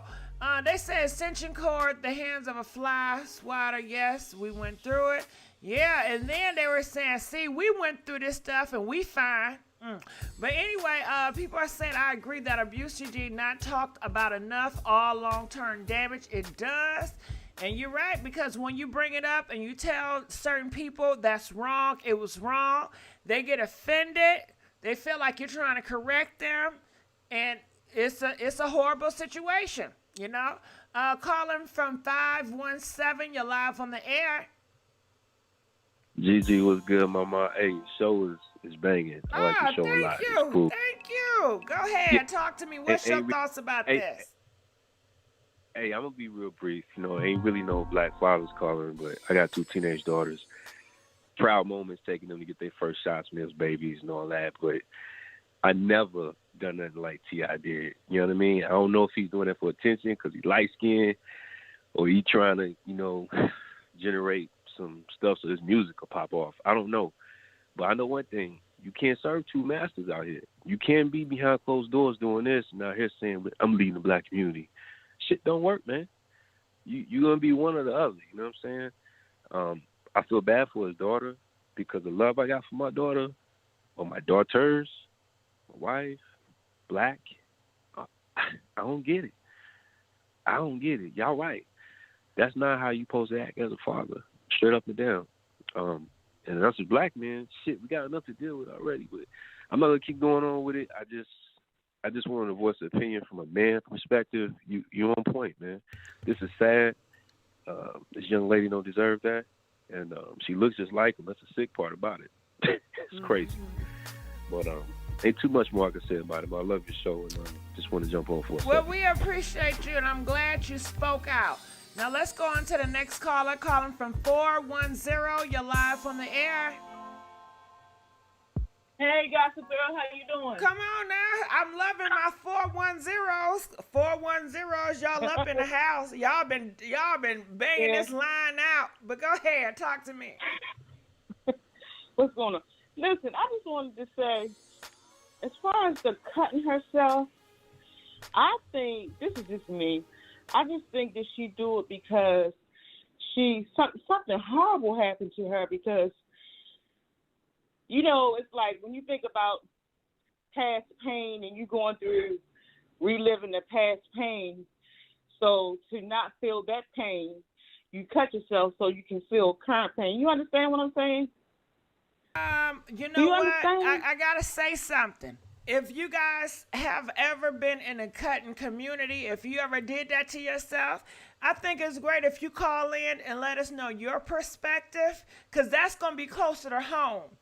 Now, I've never sliced and diced myself, so I cannot relate. You understand? No, I never did it either. You know, right. Have I done some crazy shit when I was a teen? Yes, I have, okay? Have I thought about taking myself out of here? Yes, I have. But I've never did the slice and dice. I don't know. I can't tell you from that perspective because I don't know. Right. And neither can I. And I just try to figure out. And I was like, it for me, I just think it's just another form of covering up past pain. That's just my thoughts. That's just how I feel, because why would anybody want to feel pain like that? Yeah, she says she want to feel pain because she's numb and she's angry and she can't express it. She was numb. And that's the only way she feel it. I just wanted to give my perspective. It's nice listening to your show. Keep doing what you're doing. I appreciate you. I really do. All right, we're going to go on to another caller. Calling from 410. You're live on the air. 410. Yeah, go to the next here. caller. I'm sorry. Talk to me, huh? Why would I call it slice and dice? It's because YouTube don't like when I say so many blunt words. I'm on a platform and I'm trying to be respectful of YouTube. That's why I don't say certain things. They don't like it when you say certain words. So I said slice and dice. Okay, let us know. Comment, let us know how y'all feel. Do you guys want to talk more about Deyjah? Press 3. You want to change the subject a little bit? Press 5. Comment, let us know how y'all want to go with this. All right, calling from 614. You're live on the air. 614. All right, 614. All right, 410. You're live on the air. Hi, yeah, I'm getting back to the Deyjah situation. Uh-huh. You know, if it's not deep-rooted within T.I. himself, maybe it is because he's so overprotective, embarrassing to her female nature. Maybe she want love. Maybe she want to be ordinary. It could result to slicing herself because you can't get out of it. You got to have somebody to answer to and under control. So it could be multiple reasons behind it, but mental health is definitely a serious thing. And if they care about her, if he cheap or don't like to spend money or not, at least they should care enough to pay close attention to their daughter. I heard another caller had said, well, she just had a passing of her own child. So if that is the case, and it's simply about mental health, I feel as though I wouldn't be surprised. Like y'all said, that's not Tiny daughter. So, you know, they could give a hoot. You know, Tiny daughter, what's her name? I forgot her name. The one that had the baby. She was going into foreclosure. Yeah, Zani. She was going into foreclosure. They made sure that they paid for that. So, yeah, I do feel it could be favoritism as well. Just like with the little one named King, he goes around pulling out guns, little light-skinned, pink little dude, and think he just the toughest, baddest, and the richest in the world. and they dedicate their time. So yeah, I don't. When it comes to Tiny, no, she does not love Deyjah or even just have any sensitive spot for her as if it was her own child. They even putting the damn baby in practice, and she's singing a cappella better than Whitney Houston. So it does show like favoritism. Who most important was the upbringing.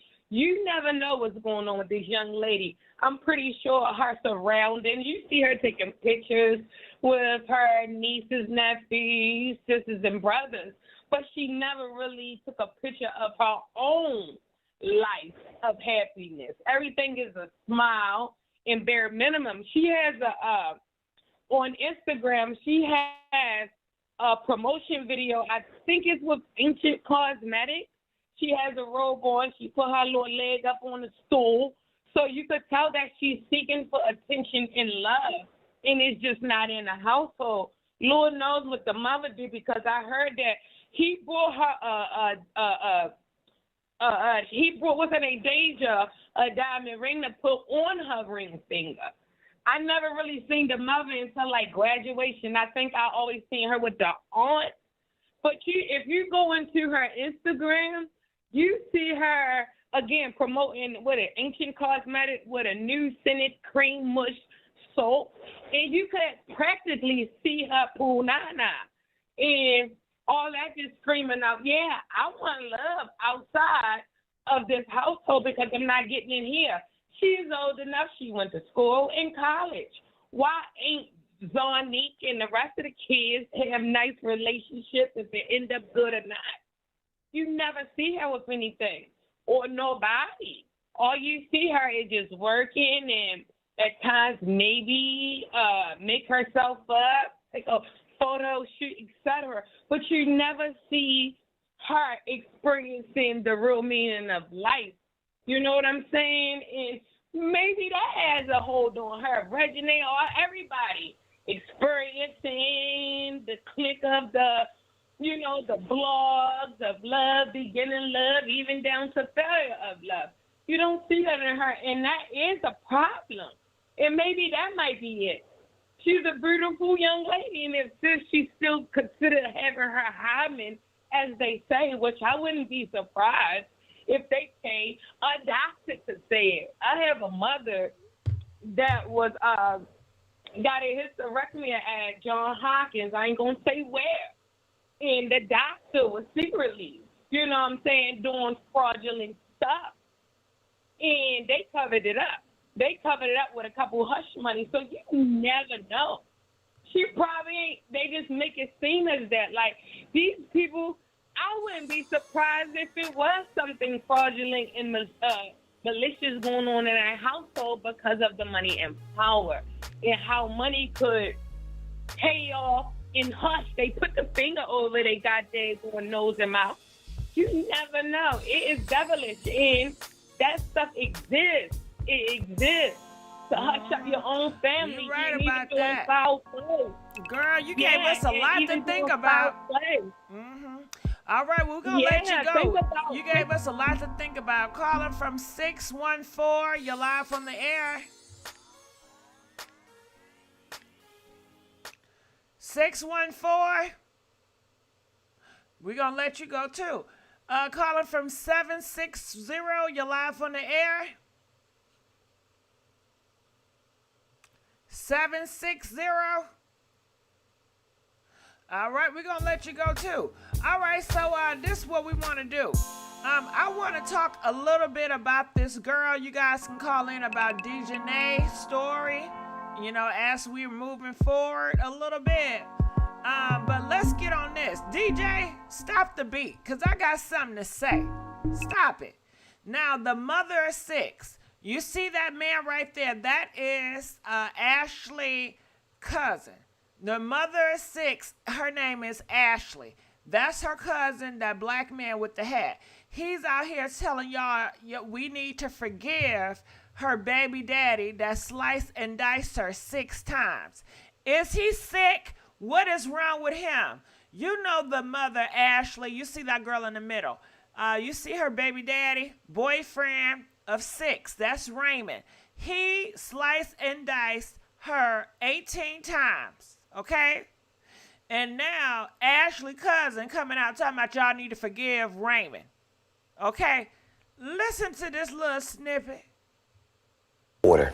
And so with us being split like that, it caused a lot of division. And we've all grown up separately, different ways. And so it was hard to stay intact, stay in touch. So my desire, my prayer is that the city helps us fight to kill this generational curse of division.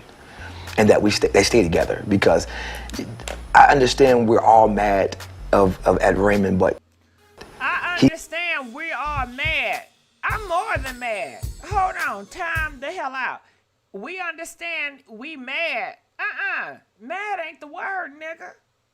And he too calm for me. he's still the father, the living parent.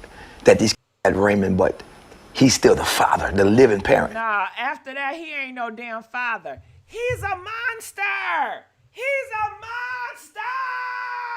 These demons running around here, and y'all still want to call them fathers?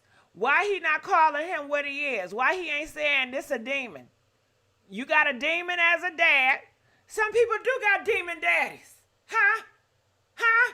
Yeah. Some people got demon daddies. Some people got demon uncles. Shit.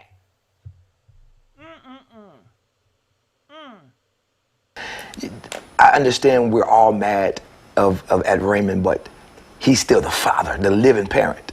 That these kids have to grow up to one day face and say, where's my father? Nah, fuck that. I'm not asking where's my father. After my father took out my mom, I'm not asking that. All kids do not want a relationship with their daddy.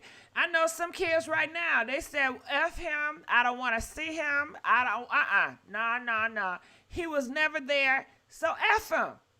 Stop, y'all always trying to put this narrative that all these motherfuckers want a relationship with their daddy. That ain't the truth. 90 seconds. Yeah, ho, I heard you. Talking about some 90 seconds. Comment, let us, what y'all think about that? So my prayer is that there's no retaliation. Now he praying. His prayer is that you don't hurt Raymond. His prayer is he don't want you to retaliate because Raymond and sliced and diced his cousin 18 times. So he's like, please don't take out Raymond. Please. 60 seconds. He's the father of the kids. He's a demon. And nigga, if he do something horrible to them kids, it's on your ass. If he do something to Raymond, slice and dice his daughters, that shit is on you. That shit is on you. You the one pleading and praying, don't hurt this demon. Don't hurt. If he'll take out their mama, what the fuck you think he'll do to his damn daughters? The unthinkable. But no, don't touch them because they need a relationship with their biological demon father. And yeah, he'll do something to these girls. These fathers out here arring these girls and slicing and dicing their own kids. He don't know what gave him a right 10 to speak seconds. up for this demon. Huh? After he done did this to his cousin. So he thinking, he's just going to be in the right frame of mind where he's not going to touch his daughters. He's just going to be so a good father. Come, get your ass out. Somebody said that's his zesty lover. Is that what it is? He fantasizing to him, Raymond going up in his booty hole.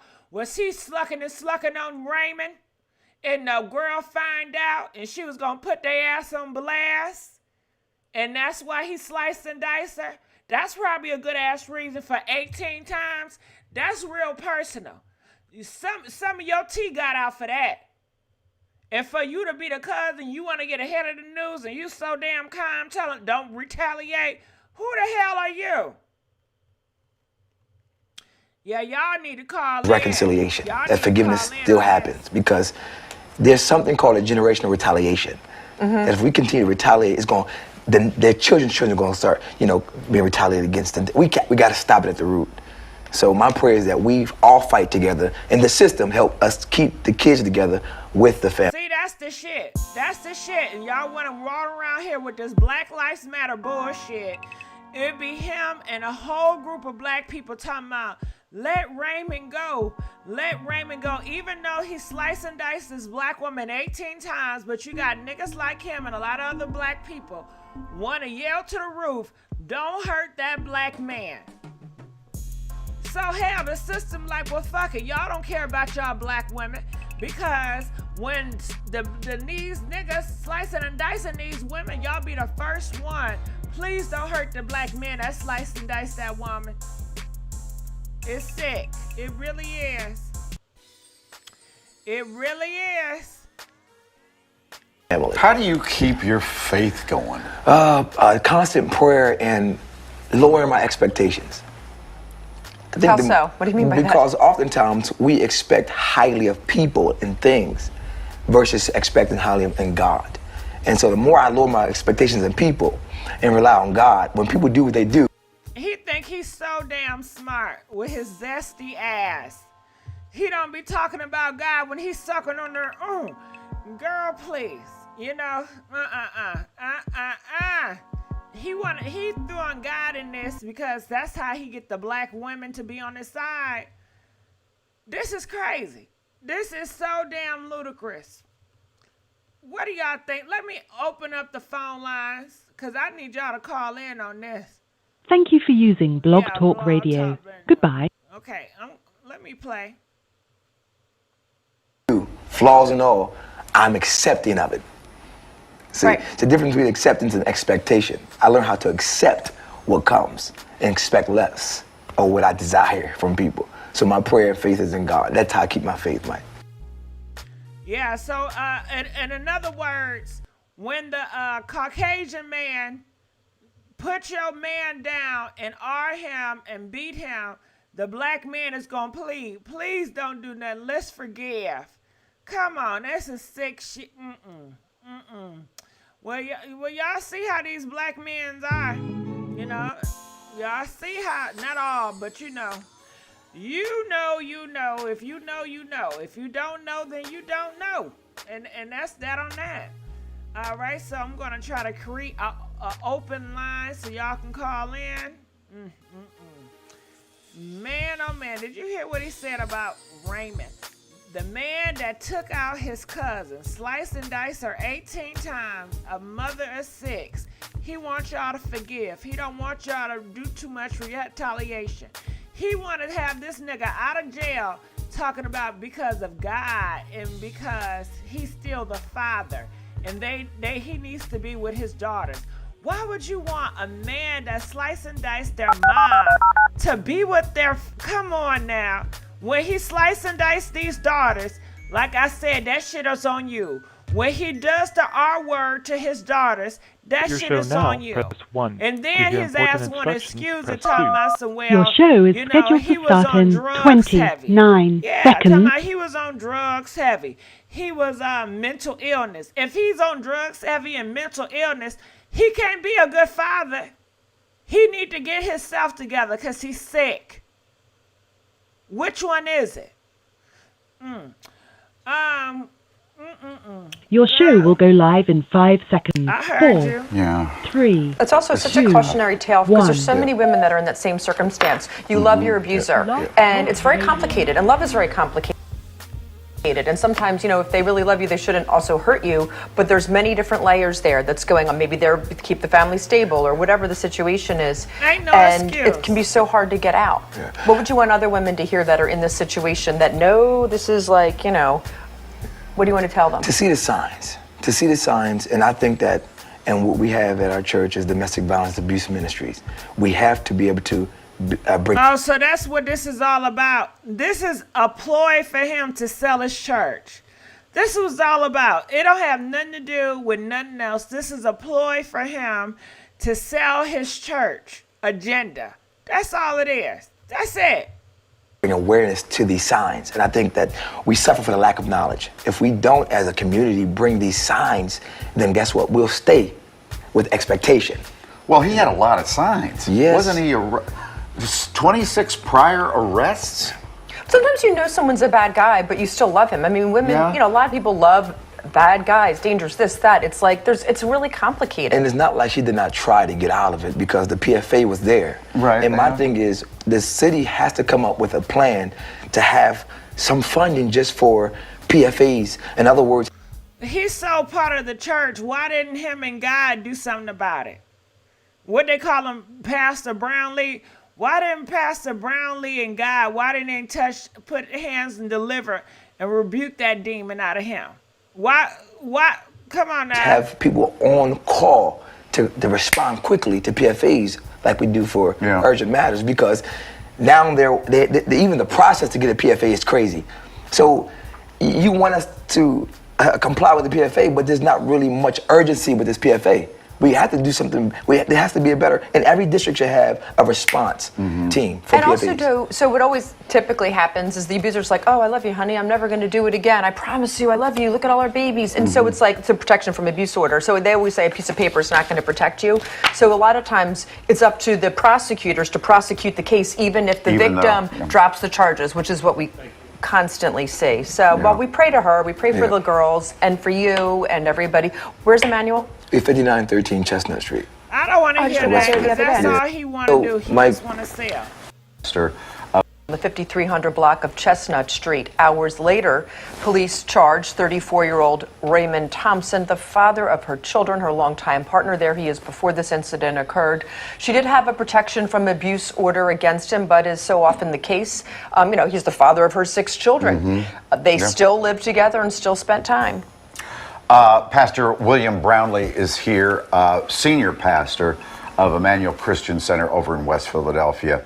Ashley's first cousin. Thanks for coming in. Thank you for I know having it's me. tough. Yeah. I cannot believe you and I are sitting next to each other. He don't seem like he tough. I'm sorry. He does not seem.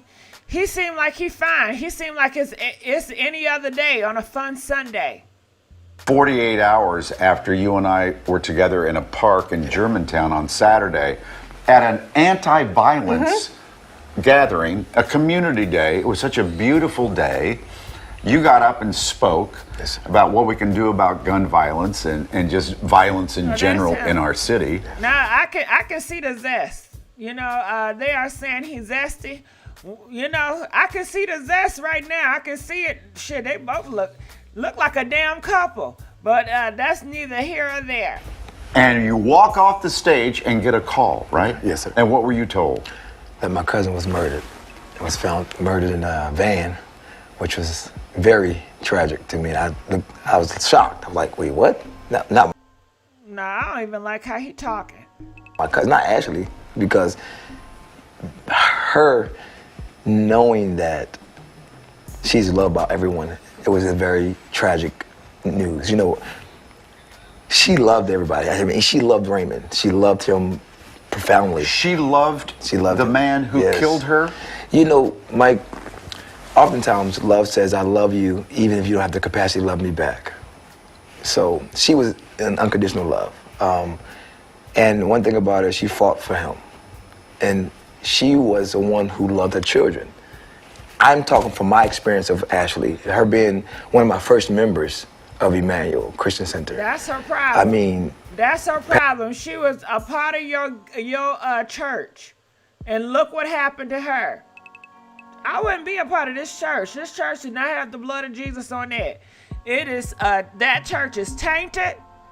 Okay, and shit. Who knows? He probably used his cousin as a damn sacrifice to put his damn church on the damn map. Cause it definitely seemed like a ritual sacrifice. Him and that Raymond boy with all them. Nah. Pastor, can you pray for me and the kids and Raymond? Can you pray for us? Praying for them constantly. But when love is not reciprocated, Mike, that's when it becomes dangerous. He was on drugs. Yeah, powerful drugs. Mental issues and drug abuse. So these things is what is prevalent in our community. And if we don't deal with this root, it'll continue to spread.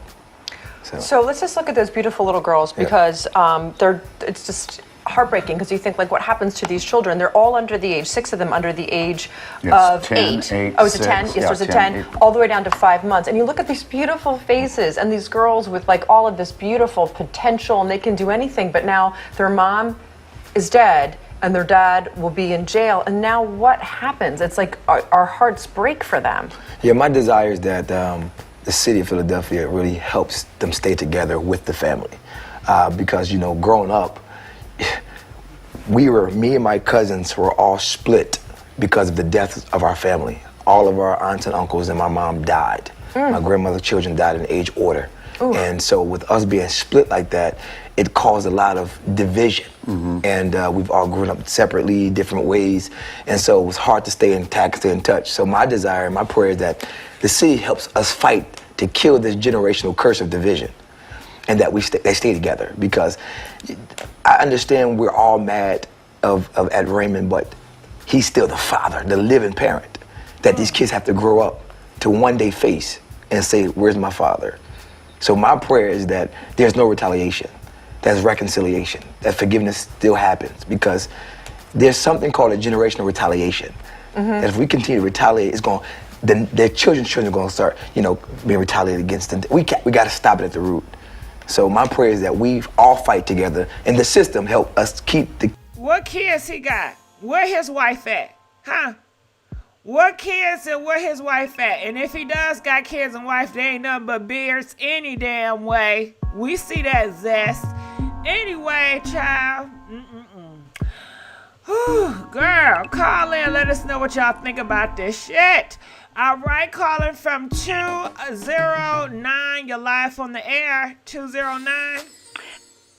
Yes, hello. Hey, Miss Hey. Gigi, how you? Talk to me. Oh, Lord, this is some hot mess, Miss Gigi. First of all, not one time do he realize them kids is going to be traumatized. What relationship he think they going to have with their dad? You know what I'm saying? He's sitting up there, you know, he did, you know, the stuff, you know, and then, well, that's his, you know, no. For one, to me, like I was listening to him, like you said, it was a ploy for his church, number one. You know, he really didn't care nothing about his cousin, and I believe everything you just said. It was a sacrifice. Got to be. Because he didn't have no feeling and then no consideration, and then it's like the baby need that. It's the newborn, okay, need that nurturing from the mother, which she won't be able to get. But your main concern is, you don't want no harm to come to him. He wasn't thinking about that when he did what he did. But you a pastor. You are a pastor. You're supposed to be against the devil. You working in hand with the devil. You got you on your knees sucking the devil thingy thing. You bent over. Please grease it up and do me, devil. Come on now. If you don't think this is satanic and demonic, and you don't call it what it is, and you don't say whatever, what they say, demon, I combined you, demon. Come on now. Okay, I rebuke you. I mean, it's like you friends with it, right? Hell yeah. He endorsed it. He promoted it. He don't want you to hurt it. Protect it. Okay, you put that father back in the room with the daughters. When the father take and just out like you were saying earlier, when the father, all it takes, they got to, right. When that father take out them daughters, whose fault is it? That pastor? Exactly. That same sacrifice And he did to his cousin, he going to do that same sacrifice to them girls. Exactly. And then, too, another point, like you were just saying, when they become teenagers, because you know how we were when we were teenagers, we challenging, especially he got all girls and they smelling themselves. Like you say, it was nothing for him to do what he did to their mama. So just imagine teenagers doing what they do. He just snapped, you know what I'm saying? And like you said, boom. His kids ain't exempt. He will do his kids too. Right. But it's that same thing that we were talking about earlier. Him and some black people, they feel as long as you got some dick and nuts in the household, then you have a father figure. No, because like I said, and like with Deyjah, bless her heart, go out to her, my father wasn't like that. I mean, he was military, But he wasn't. I mean, he wasn't. He wasn't like that. He was a father like a father's supposed to be. But not all this. And then too, he. I mean, he let me make my mistakes. And then when I came back to him, my dad was like, I done told you, but it wasn't all to the extreme like that. Oh no, no, no. And If then he with would this kill pastor sitting up there, oh well, come to my church. And, oh, I'm like, are you kidding me? I thought it was a joke when he said what he said, but no, he was serious. No emotions, no nothing. Nigga, if you would kill my mama, what you do to me? Thank you. If you would kill my mama, what you would do to me? What would you do to me? What would the fuck would you do to me? Huh? What would he do to me? Come on now. This is just unbelief. See, pastors and like this that the pastor. is the reasons This why the I pastor. don't go to church. And these pastors need to call these other pastors out. And if they don't, they involved in this shit too. Exactly, because some stuff like this is a reason why. No, pastors, no. Reason why I've been walked away from the church. I mean, I was like, he got to be kidding me. He did not just say what I think he said, and he said it, and I'm like, wow, with a straight this face, is unreal. On national platform for the world to see, while promoting his church. Yeah, and talking about she was the first fucking member. And not even emotional she was about, the first member. About his cousin or nothing. She was the first member and died like that.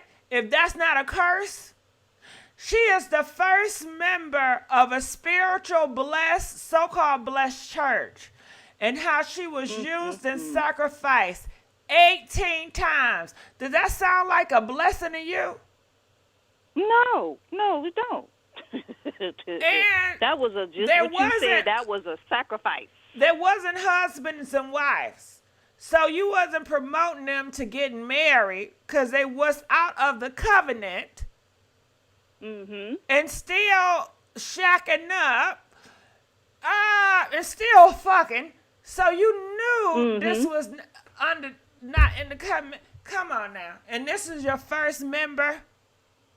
And you got her going through this shit all this time. This is your first member.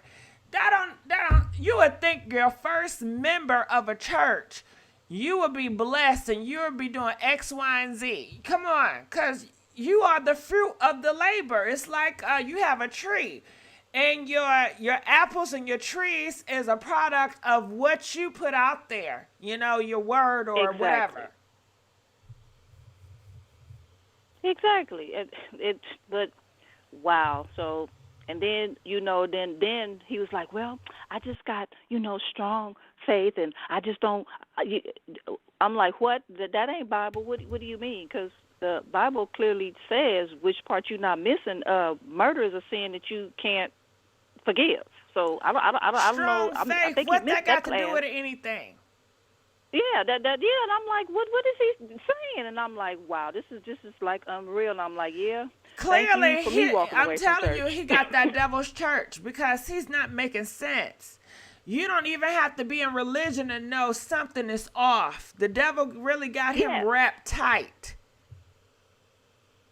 Yeah, I mean, he's just talking like nonchalant, and to me, it's like he was putting on a performance for them folks.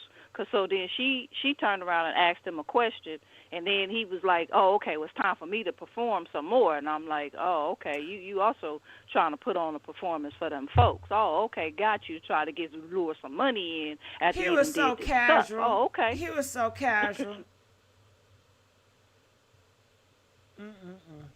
All right, well, we appreciate you. We're gonna let you go. Calling from 614. You're live from the air. 614.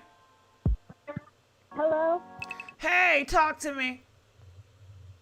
Hi, Gigi. How you doing? Irritated. Talk to me. What's up? What's your thoughts about this? Well, I'm about pissed off as hell. Talk up, because I can't hear you. Okay, can you hear me better? Uh-huh.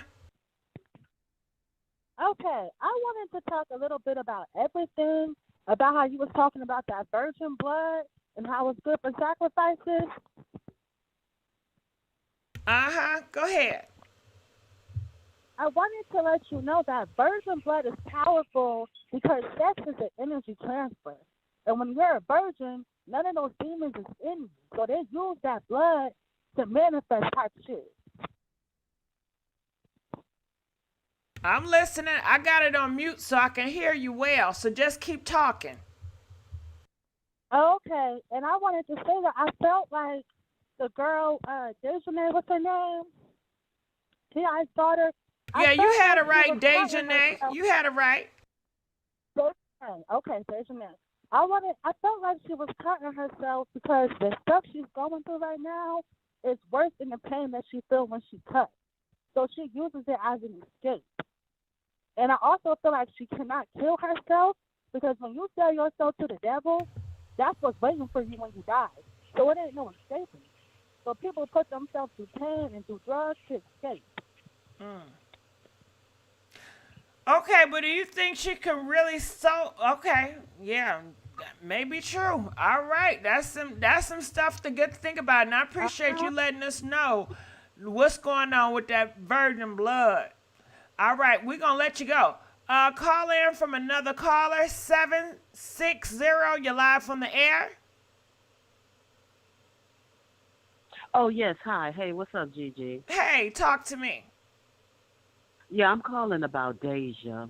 I think I have a little insight into why she may be cutting herself. Several years ago on The Family Hustle, T.I. actually molested her right there on camera. Oh, God. Hold on. He did the M word. We're going to say the M word. And we're going to say allegedly because he's listening. No, we're not going to say allegedly. We got to. We got to. I got to respect YouTube. I got to respect. This is not my platform. Right, I don't own this. This is not mine. Okay. I got you. Allegedly, he did what now? They were outside. I guess the kids were playing basketball, and he was sitting on a cart, and Deyjah was sitting in his lap, and he adjusted her onto his penis. And I sat there and I said, no. Come on now. Onto his teeth. Oh, God. And I sat there and I said, I know he's not doing this right there in front of my face on camera. So after it had happened, several months later, I contacted Deyjah and I told her, I said, I saw what your father did to you. I'm sorry that had to happen. I wanted you to know that at least somebody did see it.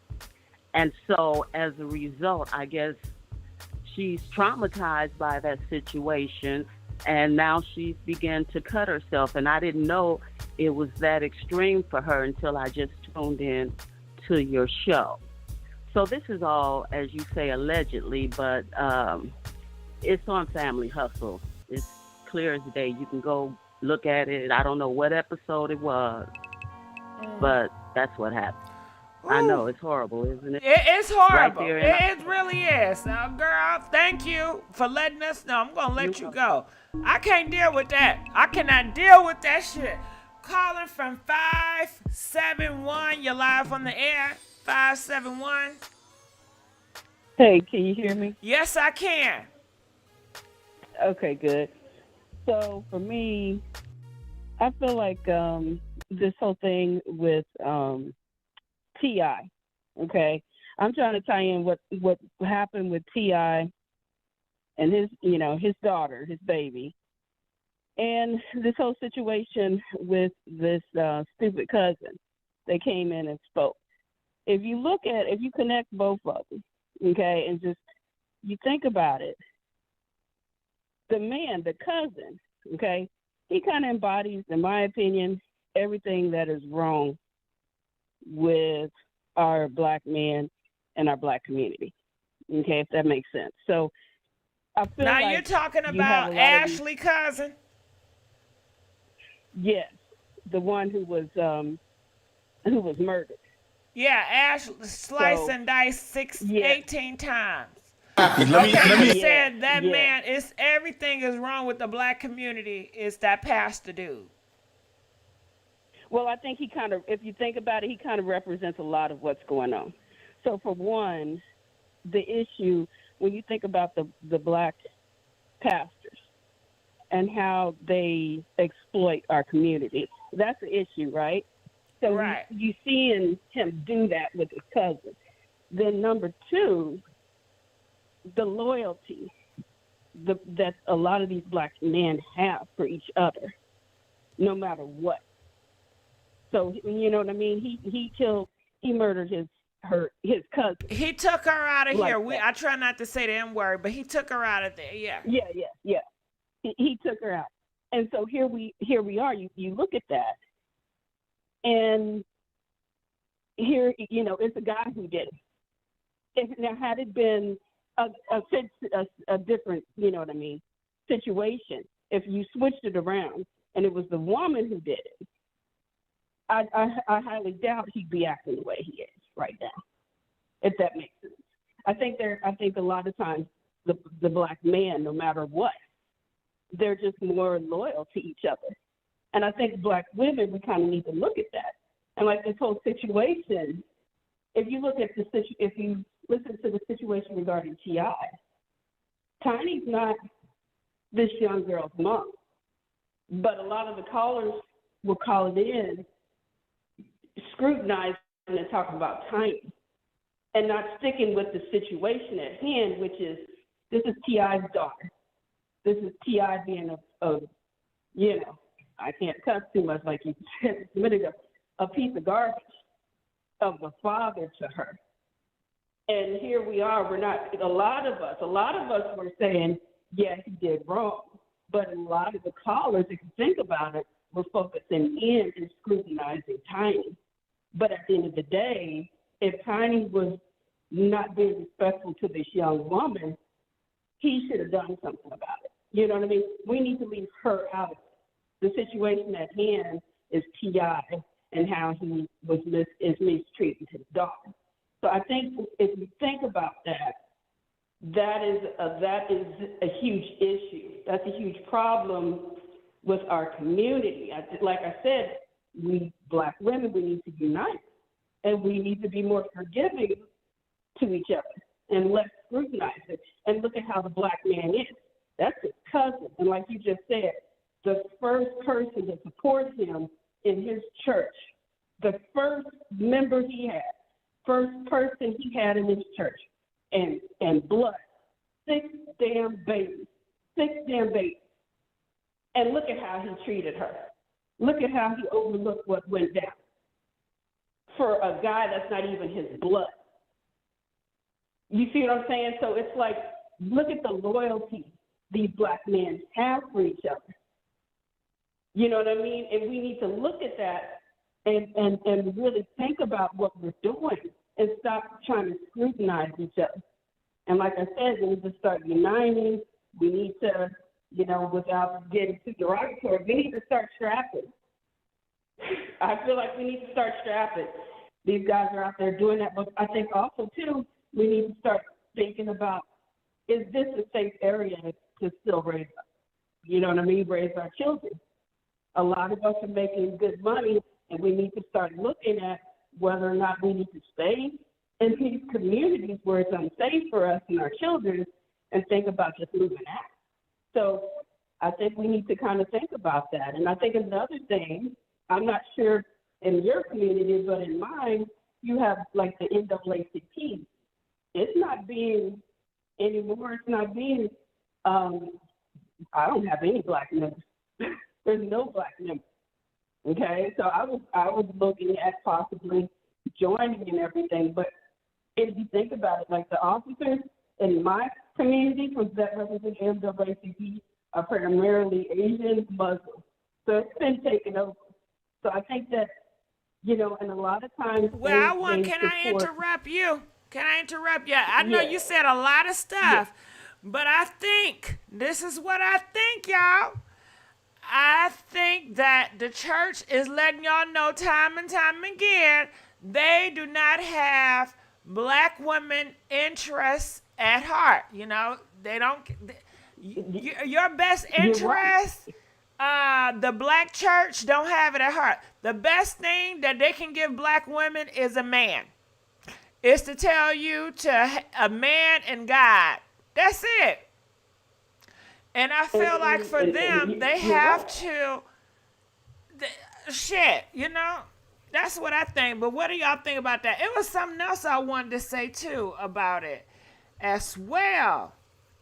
But go ahead. It's going to come back to me. Okay. So last night when I was listening to you, you had a good, I like what you were saying. I think you were saying we need to start looking at politics. Okay, look at. Oh yeah, definitely. Oh yeah, that's what I wanted to say too about politics. Right now, it does seem like in politics, they are confused with black women. They feel that it's a lot of the black women that are still into black men worship. So they don't want to be too hard on black men because they know the black women is going to protect them and defend them. So they want to know, which one is it, black women? Do y'all want to protect yourself or do y'all want to stay worshiping these black kings? Pick a struggle, damn it. Pick a struggle. You can't have both. Yeah, you're right. But I have a theory on that because if you think about it, when Trump was in office, okay, a lot of the black males were released from prison pretty early. And it wasn't just drugs. A lot of times they say, oh, just drugs in the media. No, you come to find out that they had domestic issues as well. Okay, so you have a lot of them that were being released.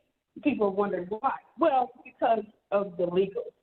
He needed space for the legals. So he took out a lot of those violent-ass brothers who should have still had their asses in prison. So here we are now. And look at how bad off Atlanta is right now. And I think that has a lot to do with what's going on. And then, of course, the Democrats are going to look into that and start talking about it, like you said, because then they'll look like they're racist. So they're not going to do anything. But at the end of the day, I feel like white people are concerned. Yeah, you're right. They're not going to do anything because they scared if they do something to these black men, the black women going to come out in drones and they going to lose the black vote. And the Republicans, they like, we really don't care about black women. We want women to sit their asses down anyway. So we'll rather, take the chairs from all black women and give it to black men. At least we'll get more of their vote and we'll put black women in their place and we'll have it in line, in order. And they know these black men, they'll do anything to get a piece of daddy attention because they want to be like daddy. They ain't going to come against daddy. So that's how that thing going to play out. You're right.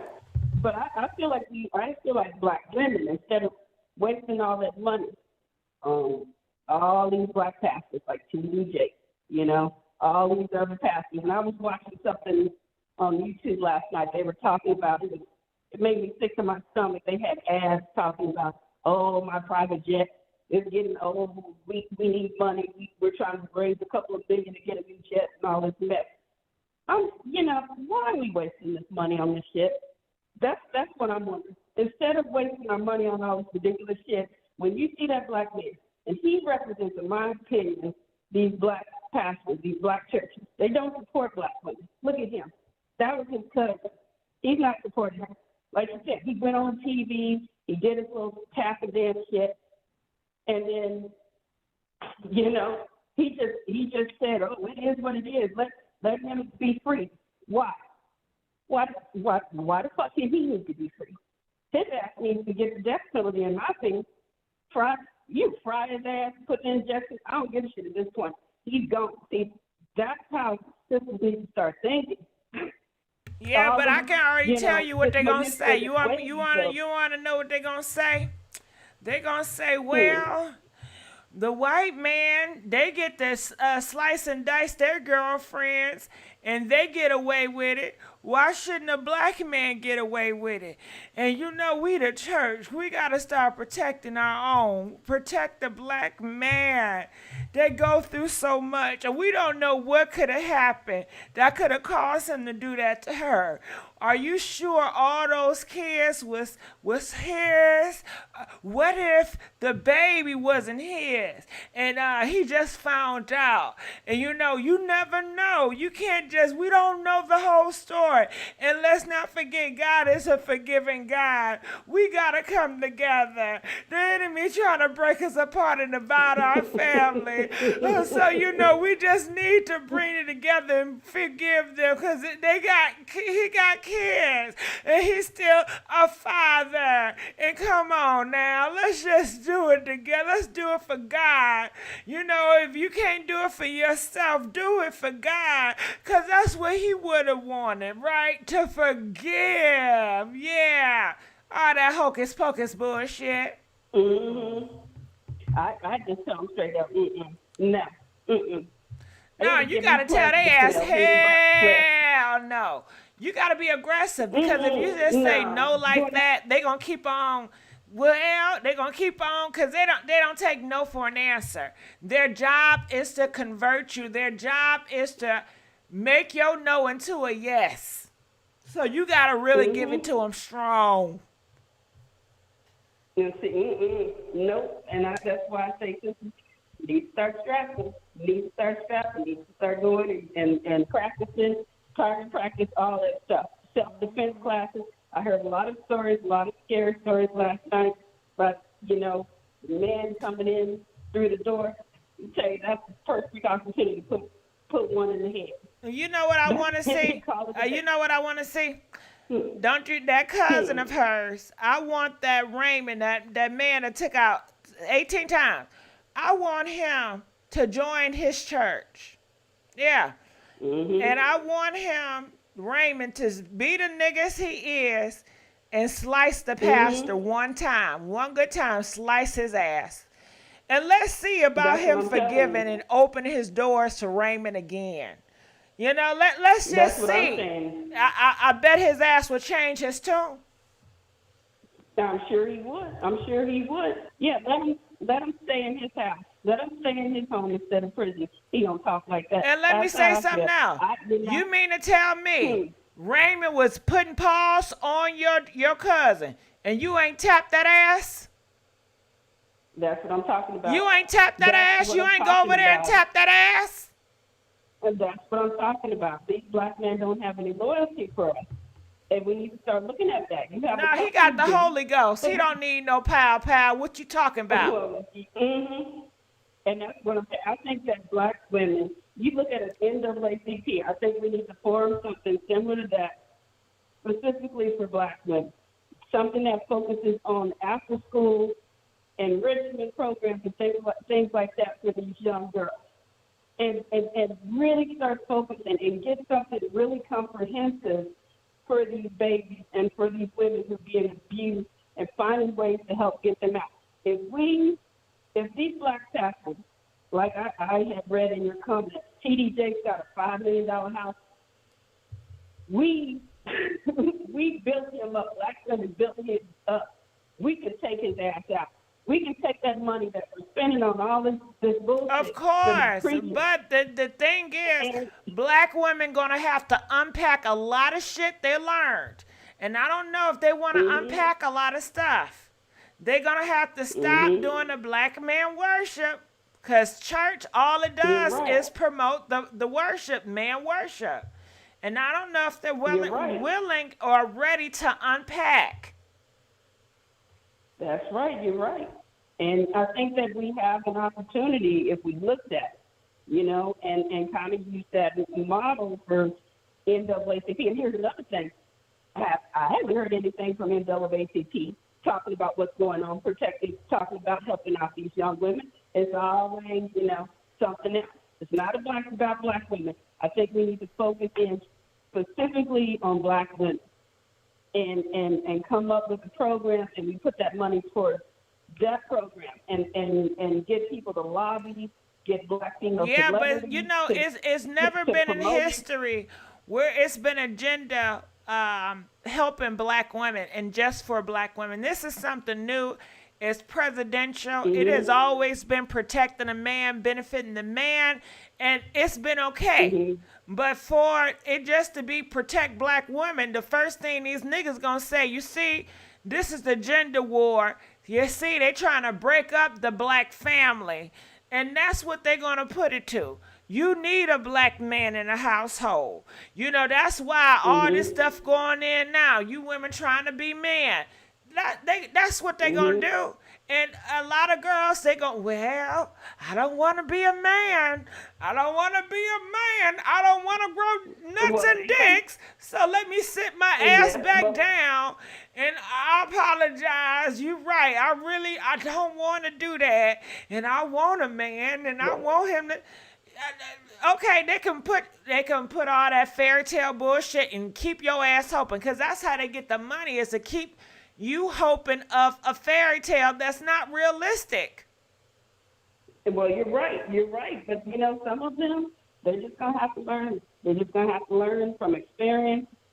That's just how some people learn. But for those sisters out there that are wise and want to do something like that, I think that, you know, right now when we have Kamala Harris as a VP, you know what I mean, it would be really nice for us to kind of come up with something, try to promote something, try to lobby it, try to target her and some of these other black females that are in You know, the black man I mean? did not like no damn Kamala, whatever her name is. Before she got in, the black man was going against her and had these black women talking about something. She don't care about black men. She locking them up. You know, so... Well, see, for me, I don't care what black man got to say anymore. I'm going to tell you, I have just a very handful, and those are family members, my son. Those are the only ones I give a shit about that got something to say at this point. These other black males can go suck a dick with their nasty asses. So for me, I just do not care anymore. That's just how I feel. You know, like last week I said 60, 70% I'm probably gay. You know, probably go both ways or something. So for me, I don't care. They're not loyal to us. They're just not. And so you see that man, he represents everything that I have issues with our community and with the black man as a whole. That weakness, that inability to look at a black man and say, what you did was wrong, and go after them. You know what I mean? For what they did that was wrong. Yeah, but like you said before, the Democrats are in a tough spot. They need everybody, so they cannot shake the vote. They cannot afford to. Mm-hmm. They can't afford to shake the vote. So I guess the best thing to do is to be a little patient and wait for, more black women in power, or more people that is for black women to get in position to power and to go full throttle. But I don't know if they're able to do that now when everything is so tight. You're right. But you're right. But maybe after midterms, because I could see someone like a Stacey Abrams coming in. Well, let's get her in the office. We haven't even got her in yet. She still got to go against that Republican dude. We'll see how that goes. We'll see. I sure will be watching at the polls. I sure will. This is going to be an interesting type of tea. And girl, did you hear about the Donald Trump? They raided his ass. See, girl, I'll talk to you all night about this, but you know they don't want to hear this. They want to hear some hot gossip. But I enjoy talking to y'all about politics and you. I really do. I know a lot of they want to hear some damn hot gossip. But I love you. I appreciate you. And I keep your word and keep your voice and tell it to every podcast you can call into. Tell it, girl. All right, we're going to let you go. We're going to go into another caller calling from 470. You're live from the air. Hey, talk to me. What's your thoughts? okay, so I want to begin with the whole situation that kind of ties all the situations together about the men in the household. When you think about it, it goes back to, generations before us, how women felt like the men in the household gave them a sense of being and power. Right. They didn't have to be doing anything. They didn't have to work or anything like that. As long as they was there, that gave them a sense of, I guess, security. And then you think about the whole molestation with kids, whether it's a male or Hold female, on, I got something to say. in the house. I think you're right, but can we add to that? Okay, now you say back in the day, it gave women a sense of, say that again? Security. And what year are we in? We in 2022. No. And What year are we in where it gave women a sense of security? What year? I think, based on my grandma, I would think that's about the 50s or 60s.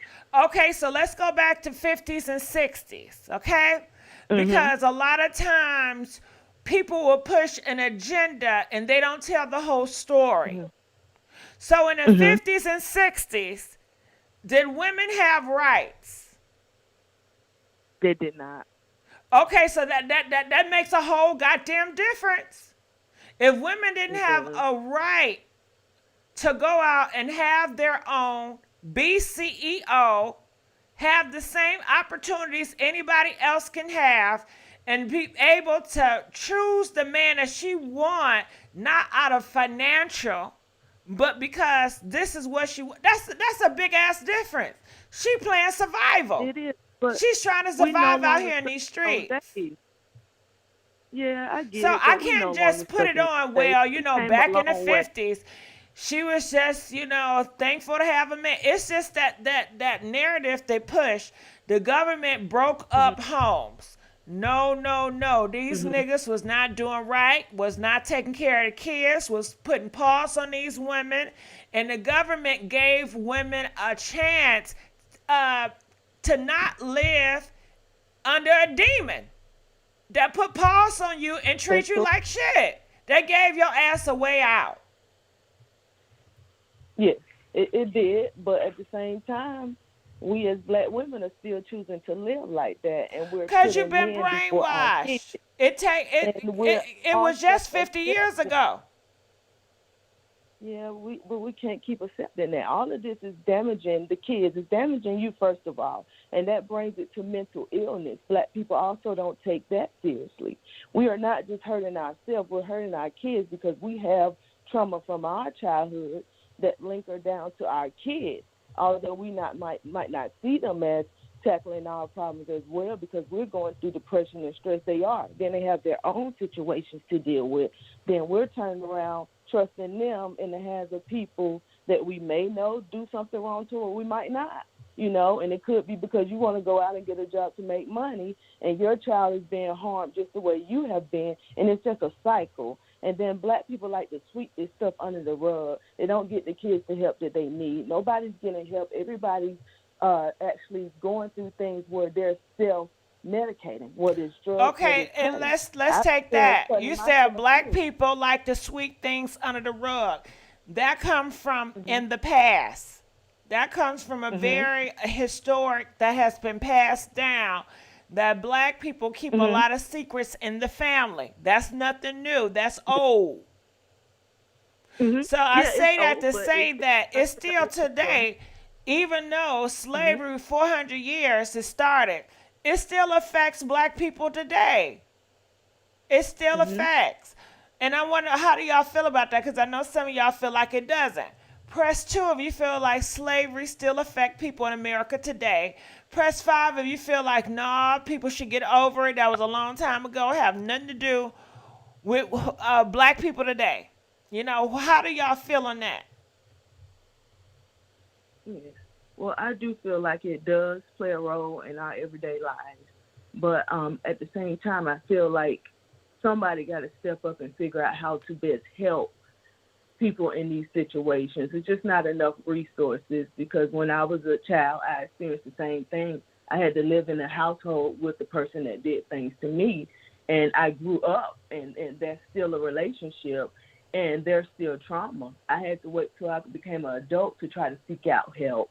But by then I have kids, and I'm dealing with life and things that come. I have my own kids, and I'm still trying to get help for my mental illness. I remember cutting myself because I felt like that was the only way out. I remember choking myself until I passed out just so I didn't have to live with the day-to-day problems that came on top of my trauma. So I just look at these situations as if mental health needs to be addressed, and we also have to watch our kids closely and not just trust certain people with them. And then I also wanted to touch on the situation with the dad. I agree with what you said. Some kids don't want to be around their dad. Some dads really don't want their kids.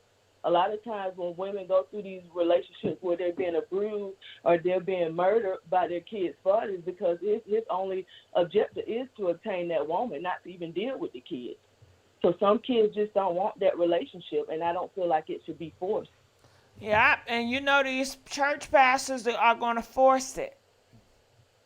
Yeah, but I mean, when you do things like that, you're setting up for other events to occur.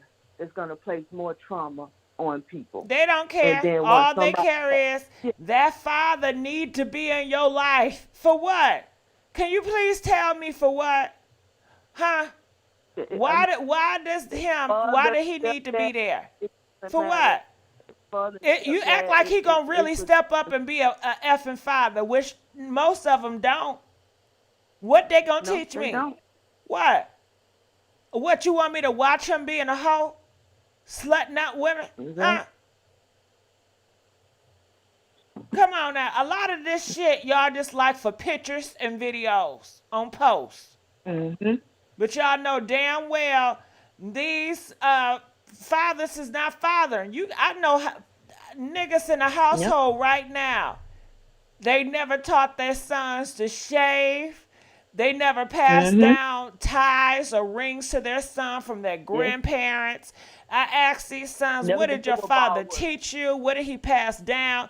They can't tell me shit. They just live with the nigga. But the nigga don't know them and they don't know the nigga. Because the nigga out here got kids by different women. And they don't know them. Because that's supposed to be a damn secret. Yeah. They out here living secret damn lives. I say, no, fuck that. Let these niggas go out here and live their life. And everybody be more honest and stop faking the funk, because it's not helping nobody. It's just, they live together, but they all messed up mentally.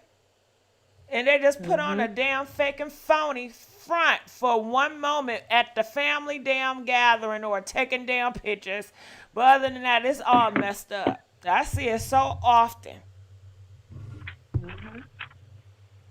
Yep.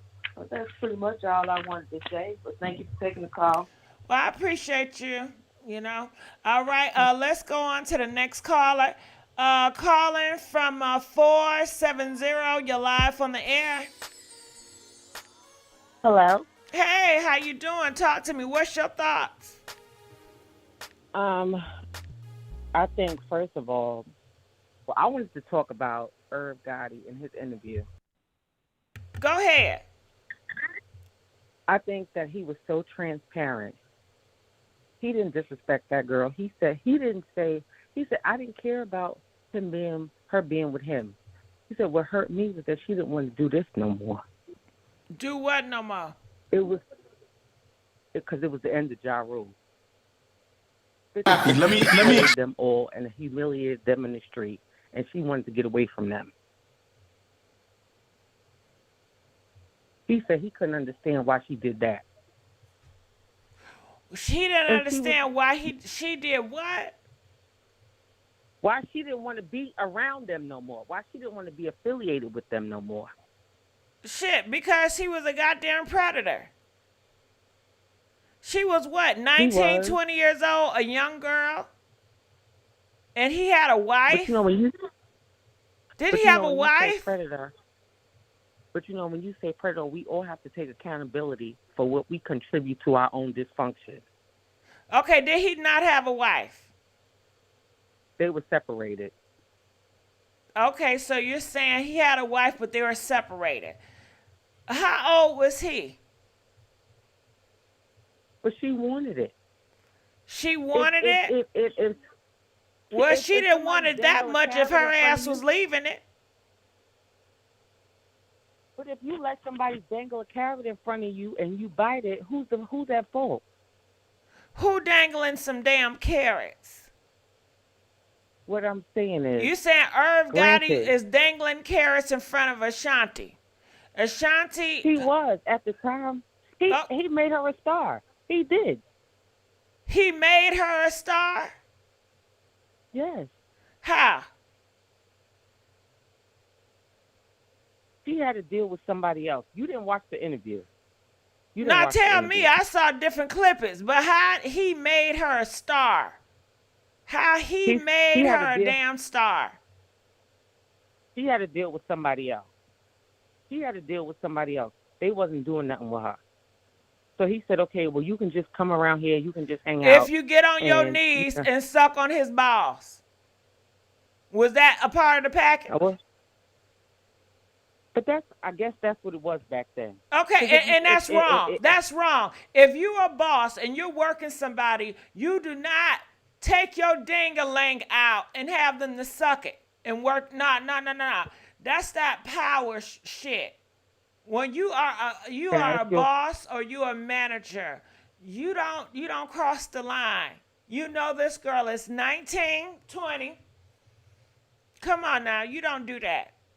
You don't do that. And that's why people call it very satanic and Hollywood.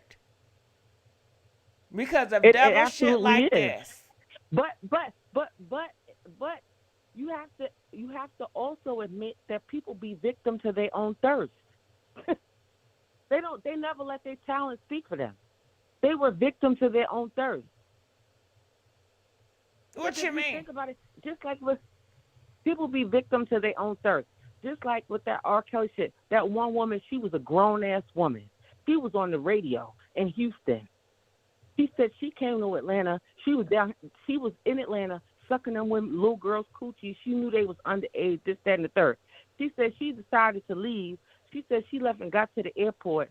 She said she called him. If he would have even answered, she would have went back and he didn't even answer. But she grown as hell. She wrong if she's touching any younger person. Point. That's my point. Right. That's my point. But we talking about Ashanti. So I don't understand how we get to hell to R. Kelly. What I'm saying is a lot of times women be victim to their own thirst. Okay, but we're talking about Ashanti. Well, she left. We talking about the disrespect of Ashanti. He didn't have to come out and say all this shit and do all this shit. He did it because the thirst of his he wanted a thirsty ass attention. And he wrong for it. No, you know why he did it? Because she wrong. did a him on her. He did a what? She did a him on her. I don't know what that means, him or her. That means that she got him before he got her. She got him before he got her. Right. I don't break that shit. What are you trying to say? With somebody she else. didn't want to be with his old ass. She only did it because it was beneficial to her damn career. And he did it because he's a damn predator. He's a predator. And can I tell you something? Sister? I don't know. These old men, these old dudes don't understand. All they could do for a young girl is give them some money or put them on.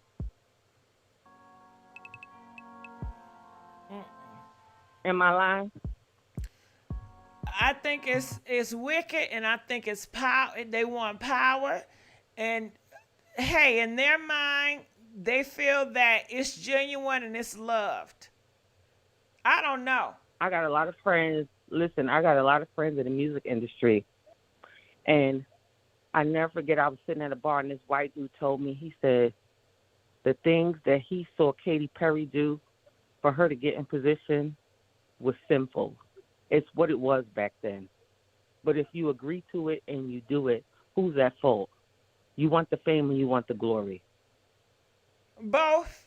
And you know who's at fault? I'll tell you who at fault. The older person, because you're supposed to be the leader. You set the fucking tone. You are the predator. You at fault. But what about these young people? They don't know any better. That's why they look for the older generation to teach them to do better and to lead better.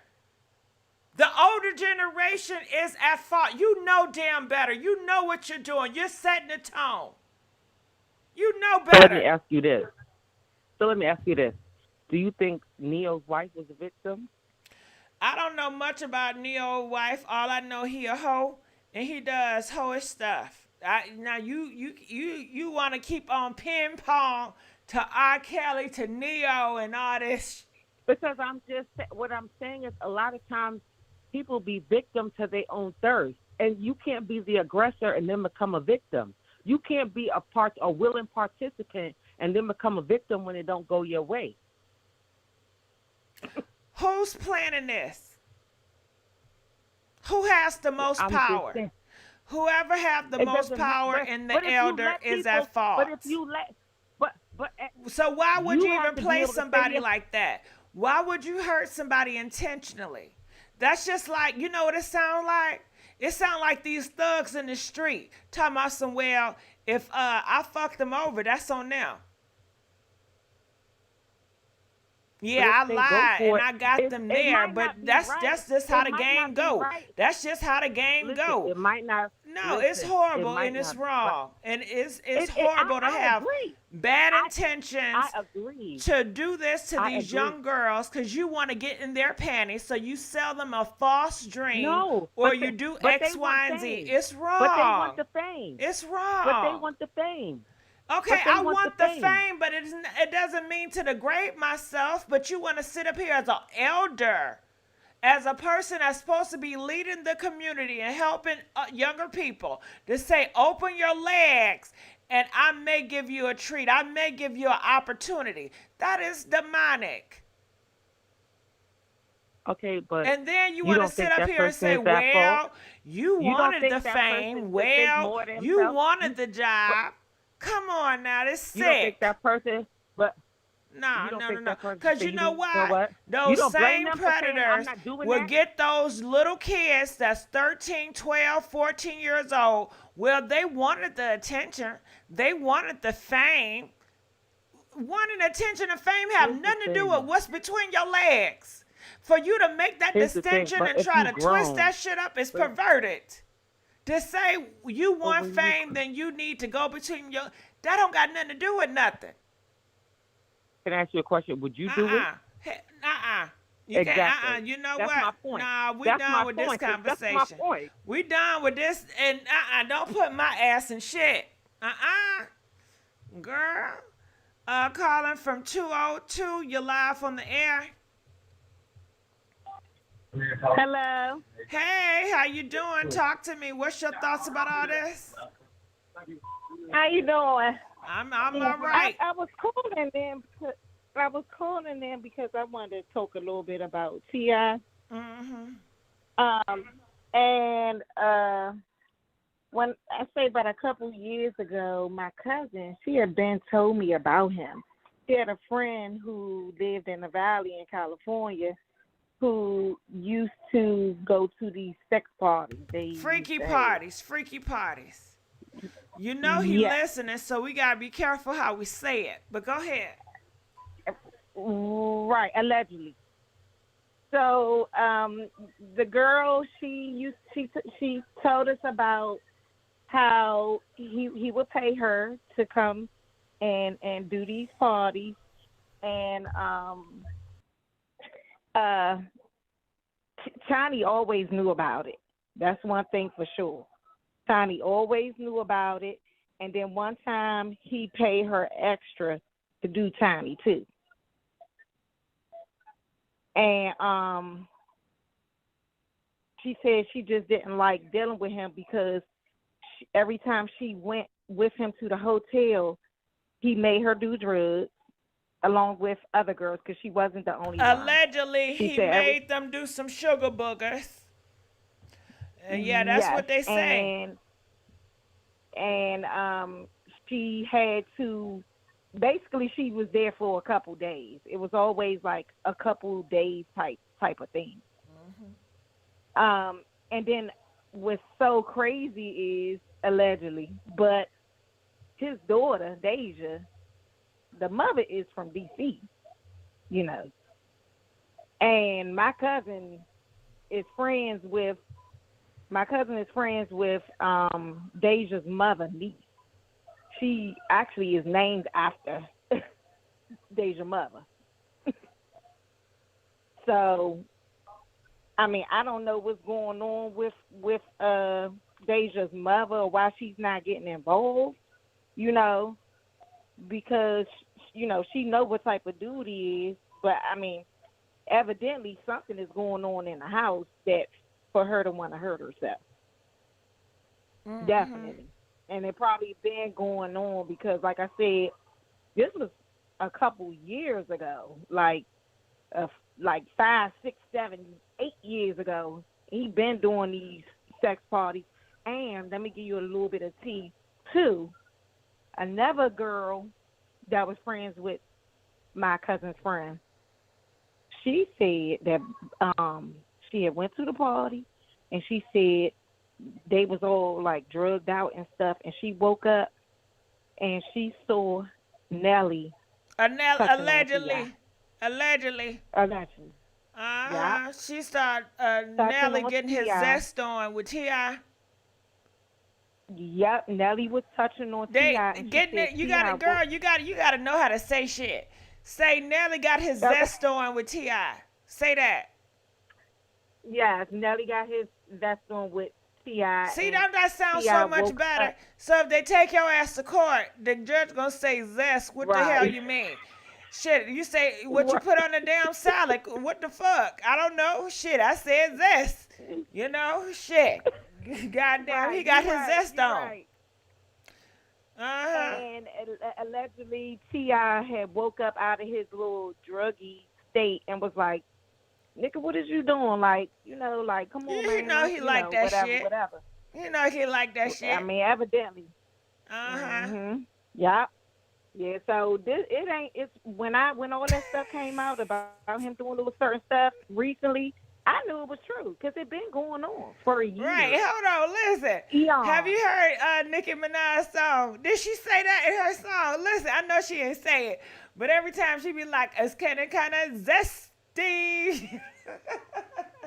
And it's so true. No. Really is true. Do you know what song I'm talking about? I know I'm off topic, but she be saying it's getting kind of dusty, some shit. And every time she say that at that part, I be thinking zesty. It's very zesty, very zesty. And that's what gets me. I don't know. Go ahead. She was like, she didn't really like to deal with Tiny because she said her ussy polka was ugly. Yeah. That kitty cat was not looking nice. Yeah, she said allegedly it looked a little messed up. So you think Candy and Tiny messed around, or they just friends?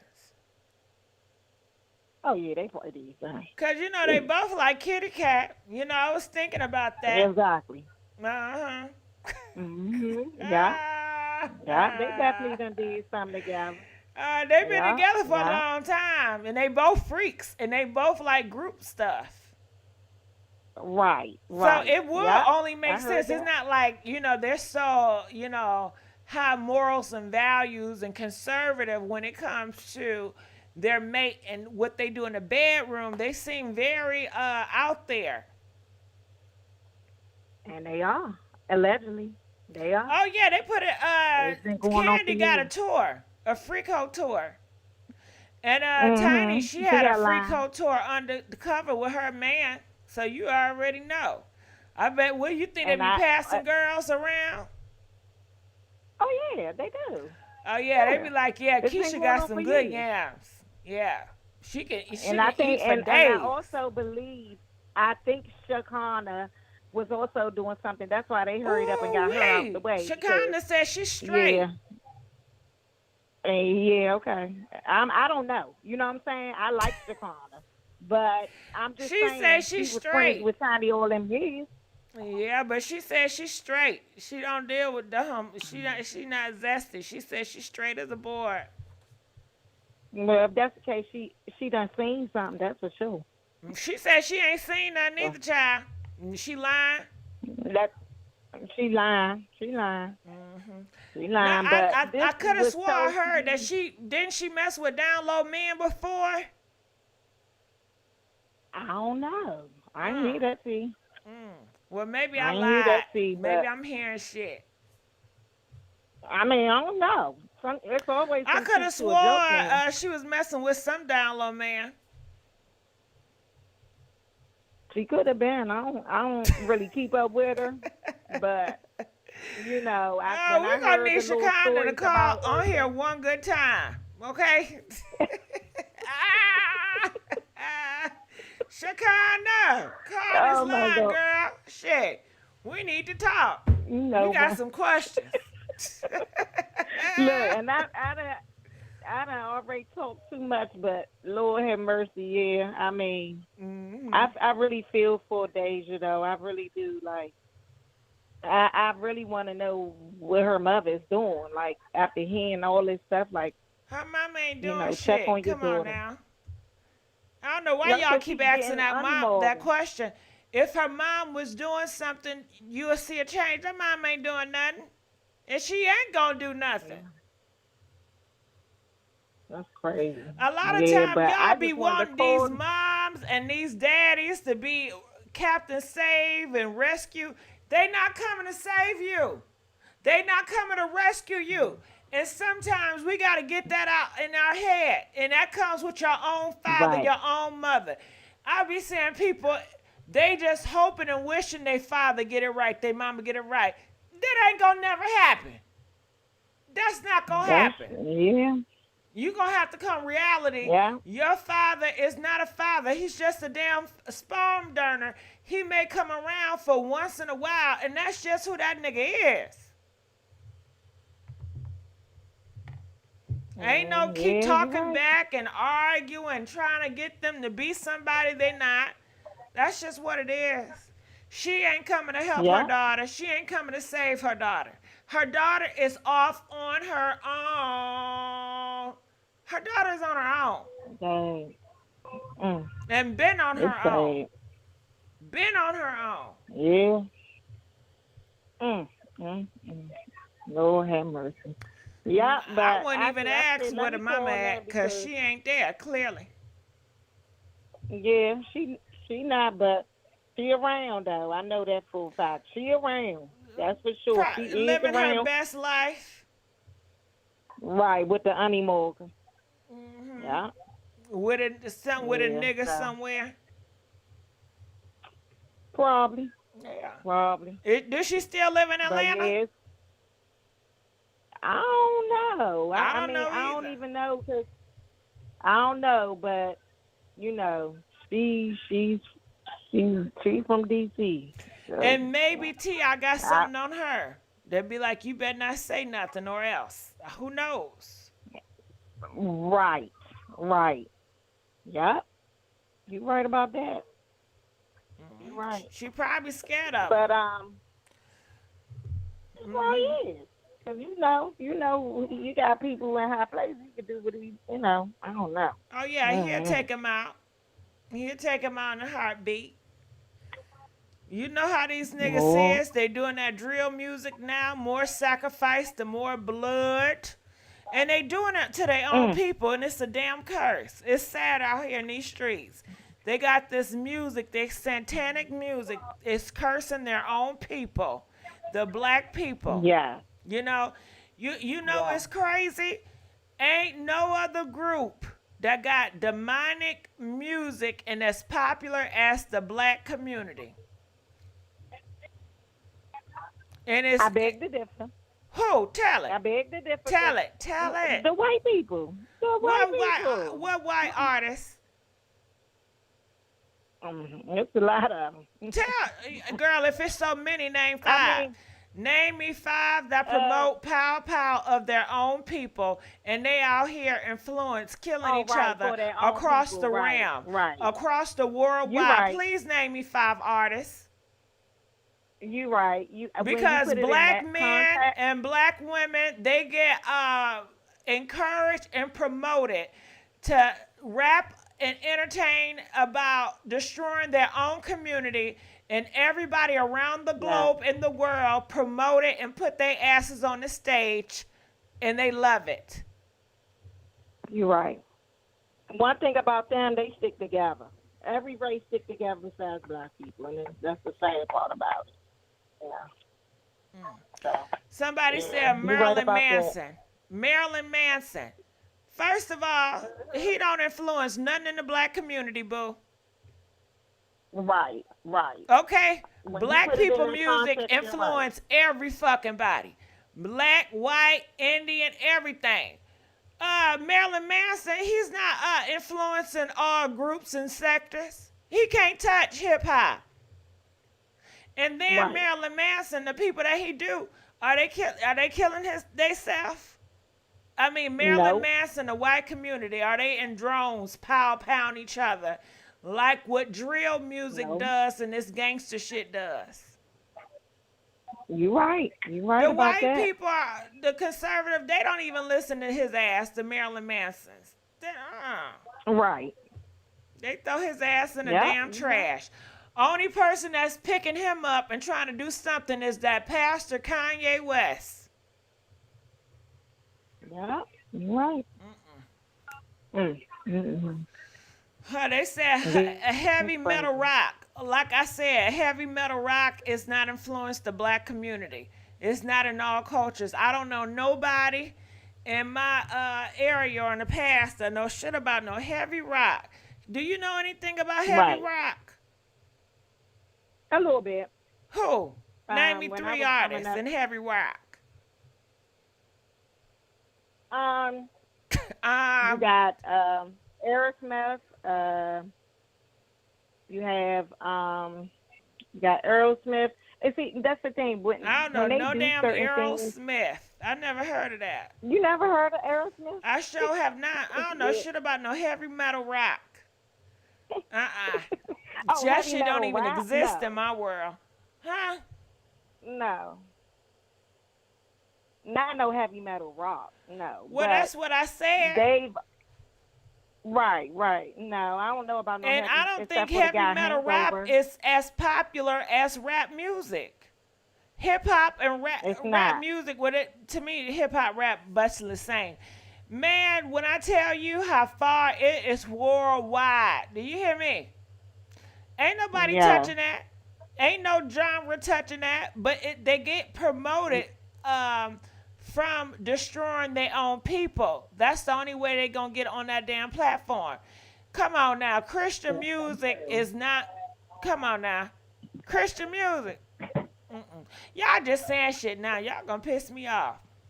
Coldplay. I know they used to be popular in the 80s. I don't know shit about Coldplay. I can't even name you a Coldplay came song. out in the 2000s. Coldplay came out in the 2000s. They Oh ain't come out shit, in the they just 80s. sound They old fairly as new. hell to me. Name a Coldplay song. XYZ. I don't know what Yellow. the fuck Oh girl, you know what I listen to? I'm FERN, fuck nigga free. Okay. We at the red light, twerking on them headlights. You okay. already know. Let's go. You already know. We at the Let's red go. light, twerking them the headlights. Okay. I'm FERN, But again, like you said, even fuck with nigga that free. song, even with that song, they're going to promote that because it promotes the negative connotation of black people. Hold on, I know you that's talking the about Miss Gorilla. Now, what's negative Yeah. about that song? She not out here talking about pow pow. She just saying that she is F nigga free. Cause I like that song, so I'm gonna stand up for her. Well, She no, not talking I like about the pow song, too. pow. She not talking about hurt No, nobody. but what I'm saying is they want to, like you said, they want to promote something like that because, you know, They not it's promoting that that, rock but music. honestly, they not. They should do a better job promote that. They're not gonna push that because she's a girl, and she promotes, Right. not being sucker for a man, and the hip hop industry is male dominated, so they're not gonna push that. Like she not on the, twerking on them headlights. Right. Shit. I'm FERE, fuck nigga free. Hey, twerking on them headlights. I like that shit. I love it though. Yeah. I love the song. I do. I do. I love the song, And I I love like the her beat story. too, girl. I be jigging in this motherfucker like, okay. Twerking on them headlights. Now you know who should have made a song like that, and they could have really did something busting. It's that girl. She Who? always complained. I forgot her name. Ooh. I don't know. I think she gay. Cupcake. Deyjah? Cupcake. Cupcake. Yeah. Cupcake. I could have seen Cupcake doing that song FREE, foot nigga free, twerking on them headlights. Like Cupcake. Right. She could have did something, but I don't know what she on. But, Oh my God. Oh my Look, girl, listen. Let me tell you what she said in that song. She said, so I pulled up to her house. She ain't coming outside. She don't want to fight, right? Or she's scared, right? Exactly. That means she's scared, huh? Yeah, that means she's scared, right? Okay. Yeah. I love that. Yeah. They said Def Loaf gay now. I didn't say nothing about no Def Loaf. I don't know nothing about Def Loaf. Last time I seen Def Loaf, she was taking sexy pictures. Like her and Remy Ma, I guess they want to be sexy, so that's what they on. Mhm. I don't pay attention to Remy Ma or Def Loaf. Me either. Mm-hmm. Me All right, they either, said son. Cupcake look like she reading off the paper. Cupcake can rap. I just don't know what she be on, though. But, girl, we getting on a whole different topic. But I enjoy talking to you. You inspired this. You sure did. All right, we're going to let you go. Calling from 202. You're live on the air. Hey, Gigi. Hey, how you doing? Hey, this thick girl. Come on, thick girl. But yeah, first I wanted to talk about T.I. If I'm he listening. can shut up and mind his business about every damn body else, maybe he would be in tune to what's going on with his daughter. He don't want to know what's going on with his daughter. Exactly, because that's too much like right. She not doing what he want her to do. He don't want nothing to do with it because he want to have control over every goddamn thing. Not understanding his controlling ways is part of the reason that contributed to her doing what she did to herself. And the sad part is nothing is going to change about it. He's not going to change. He's not going to try to figure out why. He's going to stay him and swear that no matter what, I can be me because I'm the father. No, it don't work like that. It does not. The dude who was talking about forgive, I don't have those kind of men in my family. You kill some, you hurt a woman in the family, you gonna pay. So how can you sit on national TV talking about some forgive somebody? This just happened. How do you get to a place of forgiveness that fast? Because he really, said he's care from the about church, somebody, and that's what God would do. That's what he's saying. That's supposed to be his blood, first person in his church. Can you believe that? That's what I'm saying. So how do you get over that hurt that fast? Like, he got some problems, and I'm not, and you're not ever gonna make me understand that bull crap. And he's sitting there with that white lady. She just eating it up, and it's just fueling him even more. He just keep talking and talking. Every time she smiles, it just makes him feel a little bit better about what he's saying. Dude, situation. And I'm so tired of these male identifying females, these pick-me's. Like they call us talking about Irv Gotti wasn't a predator. Like, that girl was still younger than him. He was a married whole man. He was above her. He was like her boss. He was the boss. He has so much power and influence. Exactly. She did not want to be between his damn legs. She wanted to, live her damn dreams. And it's sad that these older men that's supposed to be leaders in the community, he's supposed to care about the black culture, right? So why would he take advantage of young black girls if you care about the black culture? Exactly. And it's like, it's pathetic. And every show you go on, you've been doing a whole tour about this girl. Like, dude, she hurt you that bad? You was that obsessed with her that it's been what 20 years and you still the way when you talk about it, you talk about it like it happened yesterday. He's you talk obsessed. about it like you want to fight that girl. Obsessed. Like what grown man does that? A grown predator. man that does. A predator. But it's her fault. For that lady to sit there and say that was her fault because she accepted it and she took it because she wanted to. Come on now, any grown freaking adult know that if you got a position over somebody, you are not supposed to abuse it. And that's exactly what he did. He abused his powers, and that girl felt like she had no other way to get her singing career off but to do what he asked her to do. So to blame her, to blame the victim and the person that was pressured into doing something they didn't really want to do, that's crazy to me. Yeah, that's not crazy. It's sick. It's sick. That's just like you have your 12-year-old daughter, and she's walking around the house with shorts on, and you got this nigga in the house, and you talking about, well, you must wanted him to see with them shorts on. Well, why would you wear shorts like that in your own house when you know he was around? That's her house.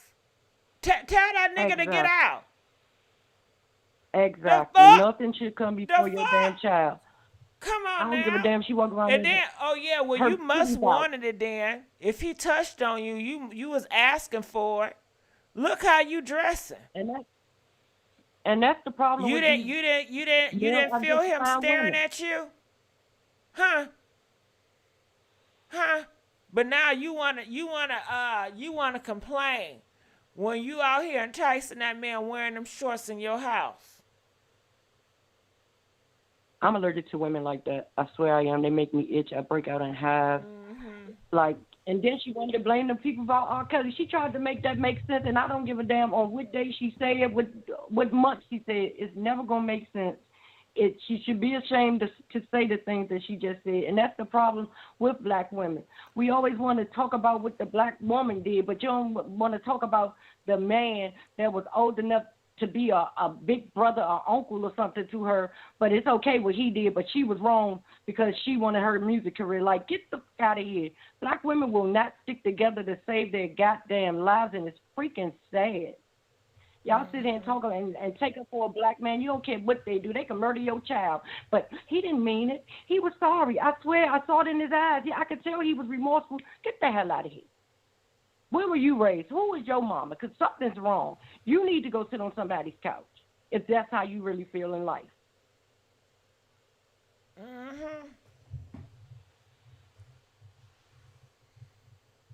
But that's all I wanted to say. I just sitting back here with her on that daggone phone. I was like, oh, my God. Like, are you really saying anything? Do you really feel that way? I hope she don't have no damn daughters because, And you know what? That black man, he thought he was doing something in front of them white people talking about some forgiving shit. He must don't watch Fox News, because I be watching Fox News as Republican, it was conservative. They feel like these niggas be behind closed doors. You know what I mean? And they're very religious too. They feel like these niggas be, and this nigga out here talking about some forgive. They gonna say, oh, he sound like one of them liberal Democrats, because they feel like the Democrats, they always give these niggas a pass, and they be like, oh yeah, if they're in a Democrat town, once they do a crime, they'll be out next week. And that's the thing. He kept going because that white lady was eating it up. She was smiling, and he just felt so She empowered just set his by ass her. up. She don't believe none of that shit. Exactly. She just was saying that to pander to him. All she did was pandering to him so he won't feel alone. And it worked. And it worked. Because the more she pandered to him, the more he went in depth, the more he smiled, the more he felt like he was saying something that somebody wanted to hear. No, it wasn't. It wasn't giving what you thought it was going to give at all. That just let you know, no, he's out of tune and he's not in the spirit realm. Yeah, everybody that says they're a pastor or preacher is not ordained by God, is not put there by God. It's because they felt like they could do it and they wanted to make some money, and it's a quick hustle.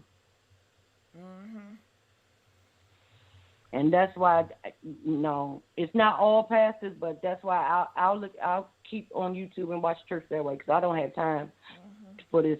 I don't know what kind of religion this is these days. It's ridiculous. You can do any damn thing you want to. You can beat women. You can cuss them out. You can stand in the pulpit and curse and And did talk he all have this a wife? crazy. Did he have a wife and kids? Now, how would he feel if that was not? It's bad enough that was your cousin and you I don't don't feel even the type think of he way. got But how would wife you and feel if that kids. was one of your daughters? Why these How would pastors you feel don't if be that was having one of your wives and kids? He don't need one if that's how he feel. If he feel that way about his own damn cousin being killed by a man, he don't need a wife or kids because he's not a protector at all. You know, you're right about that. He's not a protector. Nah. But I bet you if that Yeah, I don't man, know them that type of Raymond, men. sliced his ass, hit his ass one good time, he gonna want some damn protection. Exactly. He gonna want protection. He gonna want revenge. He gonna want his life. He gonna want all that. But being that wasn't him, it was a woman, a black woman. Just forgive him. It's okay. God has it. No, God also gave us common sense, and He also gave us 2 hands and 2 feet to pick somebody up if they do some Well, shit yeah, like that to one of your we family might members. need to whoop his ass one good time. He gonna forgive us anyway. We may as well Exactly. Let's give him one good Just give him ride what he feel for like. the rodeo. One good time for the one time. He gonna forgive us anyway, y'all. That is so sad. I know I hope his family cursed his butt out when he got home, because that's ridiculous. How do he feel like his aunt feels, knowing that he went on national TV telling people to forgive the person that unalived her daughter? You know he gonna use the Bible and God. That's what he's on.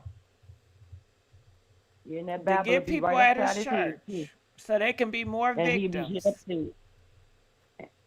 And he will be hit right upside the head with that same Bible that he tried to read from. I would if he can't not maneuver that have book. told nobody that the first member of my church got sliced and diced 18 times by her baby daddy.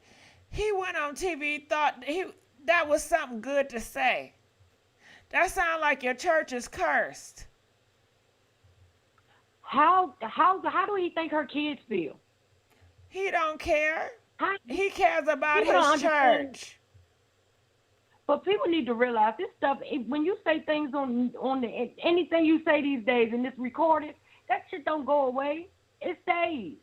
They can pull that up when they. And he if they must not though open have up a down. good relationship with the daughters. Talking about some, he was real close. You couldn't have been. Ain't You no couldn't way. have been. You're Ain't not no gonna way. protect these girls. If you Ain't allow nobody that damn a godly. person that would take their kid, their mom out of here, be around that type of human, you can't protect. Talking about father, Exactly. blood. Like that means some shit. Let me ask you something. By them being, that's their father, did that stop him from killing their mom? That didn't stop him Exactly. from killing the mom. So what makes you think So it's what gonna makes you stop think him it'll from stop from hurting doing something to them? them? That I'm not even spiritual, but come on now, I got goddamn common sense that God gave me. Where he is I at? know many pastors. Where he is at? I know many pastors that would not.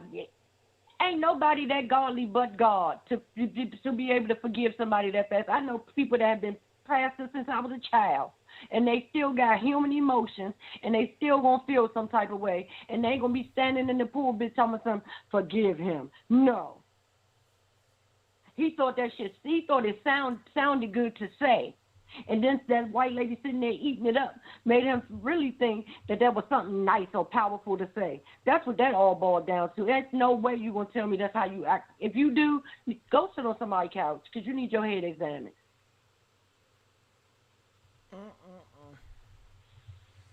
He don't deserve no damn kids. Ooh, But girl. This is how we are in 2022. 'Cause this is some new shit to me because I don't know them type of men. I don't know none of them type of men. I don't want to know them type of men. No. I'm gonna want a Sprite after this. All right, I'm gonna let you go. I appreciate you calling in. Ooh, I want to pop. Calling from 813. You're live on the air. 813. What up? What up? What's going on? It's a lot going on. It is a lot going on. Talk to me. Man, there's a lot going on, man. One thing I gotta say is, this is a crazy world we live in, ain't it? Crazy world. Man, look, you see the stuff going on right now with Trump, how they just raided the Trump house? Right in Mar-a-Lago? How you feel about that? I don't know how I feel about it, but cause I haven't looked into it that deep. But let's talk about what we talking about now. What's on the menu? Okay, what's on the menu? Well, you know what? T.I. and his daughter. That's what's on the menu right now. That's some crazy ish right now. That's you believe. What you believe? You believe she just cutting herself up? What you believe? Well, behind that? I'm not gonna say she lying. That's what came out of her mouth. Well, yeah. Well, you know what? We gotta support these young girls. That's what we gotta do. We gotta support them. You know what I'm saying? We gotta support the black fathers. We gotta support all of them. You know what I'm saying? I ain't supporting all of them. Not all of them now, not all of them, but we got some good fathers out there now. Well, I don't know if you heard about this father that just sliced and diced his baby mama 18 times.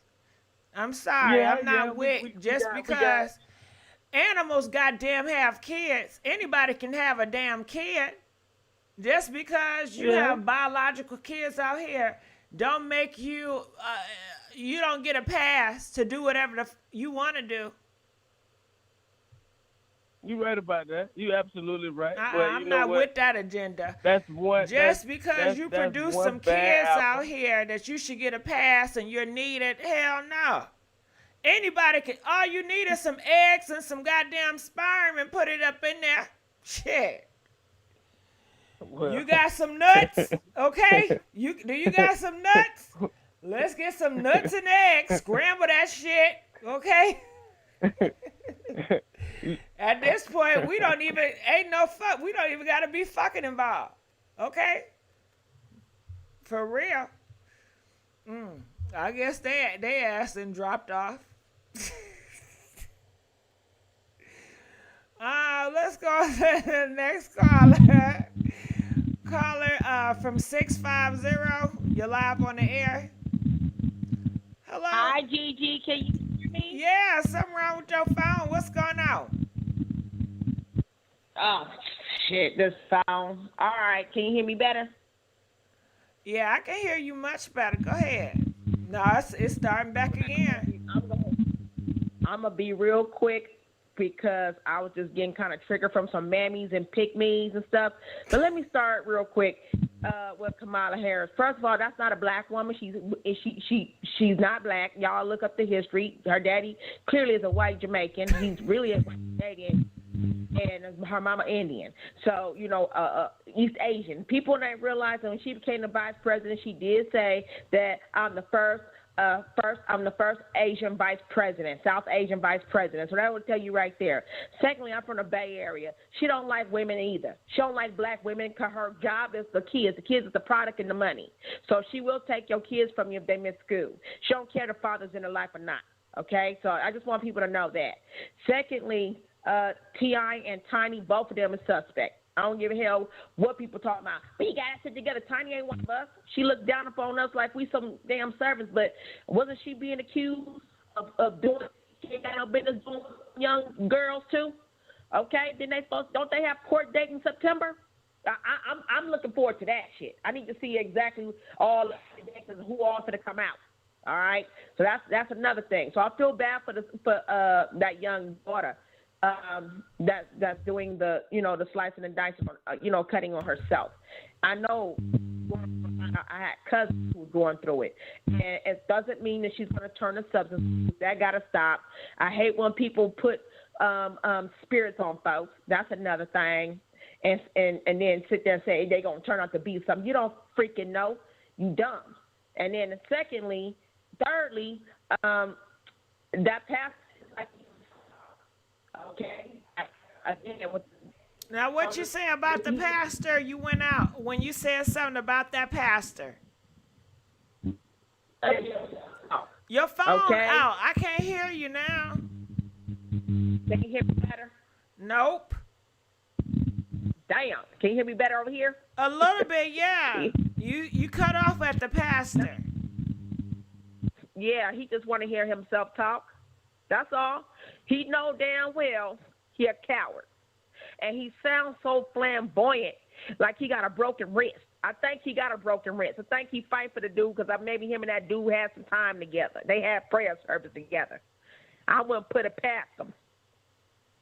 I wouldn't pull it past him. You know, he probably had the touch of the Holy Ghost and touch some lollipine. So I don't know. Anyway, that's that. I believe that pastor is suspect for to turn on your cousin like that. But a lot of these men don't even like women anyway. Okay, they pretend like, oh, she loved everybody, but the children still got parents. Them little girls know what happened to their mama. That's what the mama come from the womb, the seed of the mother. So yeah, his ass got on my damn nerve. He gonna say, what happened when the girl say, where's my daddy? Nigga, what happened when the girl says, where's my mama? Answer that shit. That's what's gonna be for the rest of their life. Who did it to my mama? Where my mama? How that happened to my mama? When they at the funeral? How did my mama die? But he don't care about that. I think the kids already know. I think the kids already know. For what well, I'm you know, hearing, how do we know that? How we know they sit down and talk to these kids about that? No, I think it was, you know how they had like the police and they said they couldn't find their moms when the kids was talking about they couldn't find their moms and they found her in the van. I think, you know, black folks don't know how to keep their mouth closed. They don't, you know, pretend like. Yeah, oh, but the can't black just- people, they do know how to keep secrets from the family. But I'm saying eventually they're going to have to go to the funeral, and I'm sure they're going to ask questions. And they probably want to ask more questions. Well, why did my dad do this? Exactly. That's what's going to be. Why did my dad do that? Or they already know they was toxic. These kids ain't stupid. It ain't like listen, my great auntie used to say when her kids was in the house, her and her husband, when they had a disagreement, even at the church, they used to walk out the door quietly so the kids won't know they were arguing, and they would walk down a few blocks on their land and go by the tree and had a little back and forth conversations or to the little shack. And when they was done, they came back to the house. Kids never knew they were arguing. Okay, nowadays. Black folks, they air that shit in front of the kids. You know, fighting the mother in the house in front of the kids. They don't do that shit in private. He didn't respect her, nor did he respect those kids. So it's not like it's a rocket scientist that these kids didn't even know that it could possibly be my daddy that did that to my mama. You know what I'm saying? It ain't no. What happened between mama and daddy? Nah, hell no. Well, daddy hit mama. Remember when daddy was in the kitchen? He kicked mama in the stomach. I mean, but we still don't know why. We still don't know why he did it. No, exactly. That's what's going to be. It's going to be the why. Not, I didn't know daddy did it, and I want my daddy. Now it's going to be, I don't want to see him. He did this to my mama, and I want to know why before I let him rot. So I got 5 cousins. Some of them grew up around traumatized with dad, 2-parent home. They was traumatized by their fathers. And now they're men, and one of them said, hey, he can die and come back and die again. Care about my father? Do he ain't my daddy. Don't even say that was my daddy. You know what I'm saying? It's all about my mama. And so and all this stuff is coming to pass, Gigi. A lot of this stuff is going to, everything is being revealed. Like, Mammy's is losing. Sorry, Mammy. Y'all gonna get enough of sitting up here auditioning for peen, because that's all that is. Y'all want some attention and peen. And getting up on here, shaming black women who are victims or making up stupid stuff about what a girl should have known better attitude is not gonna get you nowhere, sweetie. And don't come to us crying when you got a black eye and a big lip trying to explain, well, I thought he was a good man, he's a high value man, or he was an educated lame. Yeah, them lames be deleting people too. So, nah, Gigi, you keep doing the work. I didn't want to be on here too long, but I just wanted to say my piece. And the other girl that's talking about that mess about Ashanti, listen, she delusional. That's that male talking points. That's male. She talks like a man. That is what manly is. That she should have known better when her talent, she could have just sung and just got in. She didn't have to do no sexual. Nah, she a man. She sound like a man. That's manly. That's all I want to say about that. And I'll let you go so we can continue listening to the party. Much love, GIGI. All right, love you, girl. All right, let's let you go. Calling from 601, you're live on the air. 601. All right, we're gonna let you go. Calling from 678. You're live on the air. 678. Hey, Gigi. Hey, what's going on? How you doing? It's good to hear from you. It's I'm LaRon from hungry. Marietta. I'm hungry and I got taste for a Sprite. Talk to me. Oh, no. You got to go get you one, Gigi. I know. I was supposed to be on a diet, but fuck that diet. But go ahead. Hey, have your cheat day. But anyway, Every day. Gigi, I'm so happy to hear from you. But anyways, Go hey, chat. I just want to say, shout out to the Bay Area lady. I love my Bay Area people. I'm originally from the Bay, but she was speaking facts. And we were going to talk about predators. As far as that Irv Gotti, is Irv Gotti Italian and black? Do you know? I don't think he black. Well, I looked him up and it said nationality white. So I don't. Are you serious? That's what it said. Oh, okay. Yeah. Well, you know, there's a lot of people like that, especially, you know how it is in Atlanta and Georgia. Okay, he's a predator, all right? He's thirsty. He's thirsty for anything that will pay him any attention. That's a creep one-on-one. You know, like you guys mentioned, I've always seen him talking about Ashanti, and it's very creepy. I've had stalkers like that who can't seem to keep their mouth shut and always need to speak on somebody 24/7, even if they're minding their business and twiddling their thumbs and not even paying no mind. They always got to somehow call on people's names and constantly prey on them 24/7. And it's very Atlanta-ish. And that's what I want to say about that. And speaking about Atlanta-ish, that T.I., isn't it the same man that said Atlanta was Wakanda? The same man that said that Atlanta was Wakanda and then got his own daughter to get check up her womb to see if she's been penetrated or anything like that. I mean, he's got his naked mole rat looking son going into Chick-fil-A, turning up the Chick-fil-A, but he doesn't seem to be checking on that son and correcting his Not behavior. Chick-fil-A. Hold the fuck up. Was it Chick-fil-A? I don't know what it was, but since you brought up Chick-fil-A, did y'all hear about Chick-fil-A bone chicken? Okay? Listen, I was going to go on a diet, no more fried foods, but I'm going to have to fuck with that bone wing, bone wings? Wait, what do y'all call it? Bone wings? Not boneless wings. Boneless? Not boneless. What do you call a wing with a bone in it? A bone wing? Bone in. Bone in. Child, they got some bone wings at Chick-fil-A. I got to try them bone wings. Go ahead, I'm sorry. Yeah, don't mess with that boneless. No, you good. Don't mess with that boneless, though. You don't know what you're going to get. Nah, I'm going to fuck with that boneless. Meat. I love eating them boneless wings at Chick-fil-A. Please don't say nothing bad. But keep going. I don't want to hear nothing bad. But yeah, Gigi, okay, so the latest thing is, I guess the daughter is cutting up herself. You know what I'm saying? They got some strange stuff going on. I don't know what she probably saw something that she didn't want to see, and she's probably traumatized, or he's probably got his grasp on her real tight, and she's feeling very, very, kind of just smothered at this point. But they are very weird.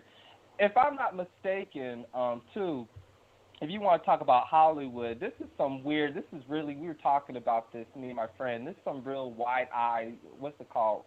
Eyes wide shut or eyes wide open type of shit, where they got just weird, just sexual, like, I guess, rituals going on and stuff like that.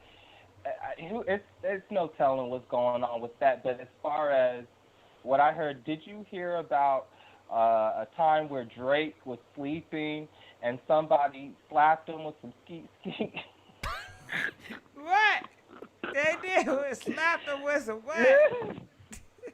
Yes, Drake was sleeping and some rapper, I guess, one of his friends, got some skirt and slapped him in the face with the skirt.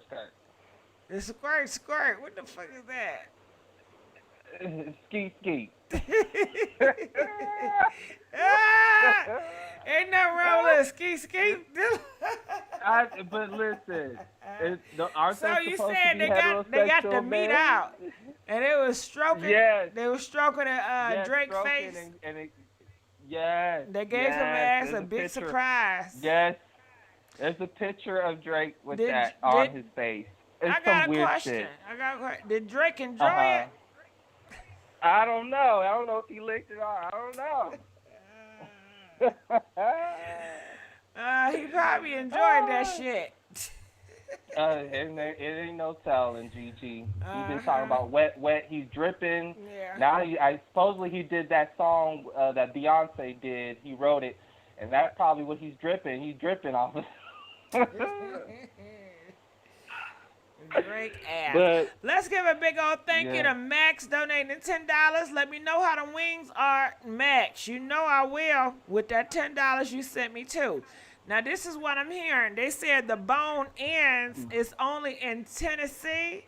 I guess they're doing a try-in, and I think the next place is supposed to be Atlanta. But I will. You know what else I love from Chick-fil-A? Ooh, them shakes. What's that? Them cookies and cream shakes. Oh, Gigi, that's my favorite. And I love them cookies damn and cream. salads. I get the Cobb salad with Italian dressing. It be bombed out, you like that motherfucking zesty Cobb. dressing, Gigi? Huh? You like that zesty dressing? That Italian dressing. I don't know the fuck dressing you talking about. I'm talking about the salad damn dressing shit. I don't know what the fuck you talking about. But that's something interesting to know about that Drake. But I love you. We're going to let you go, okay? Calling from 202. You're live on the air. Hello?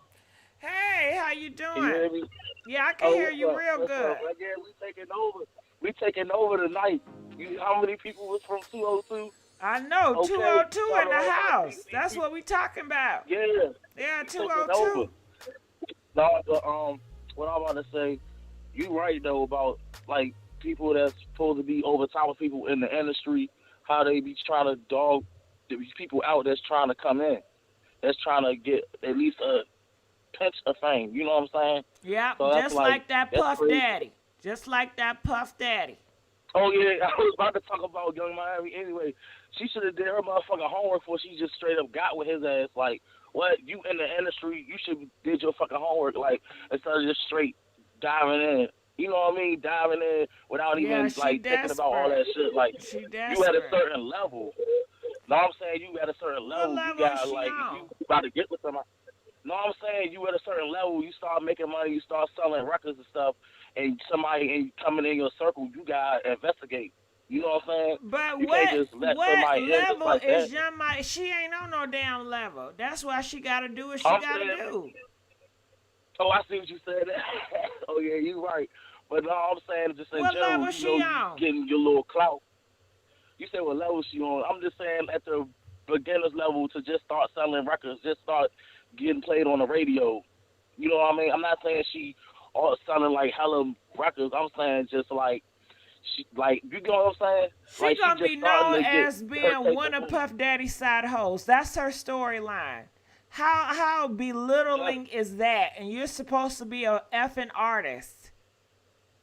Ain't That's what I nobody mean, talking like, you about know how you certain- talented you are or your song that's iconic. We're talking about you being Puff Daddy's beard. Oh yeah. And that's something real cute to talk about. I think not. It's desperate. She don't got no other play. This the only play she got. Oh, I see what you mean now. Well, she need to go back to this drawing board and figure something else out. I don't know. They said she can't act. She can't get on P Valley. Right.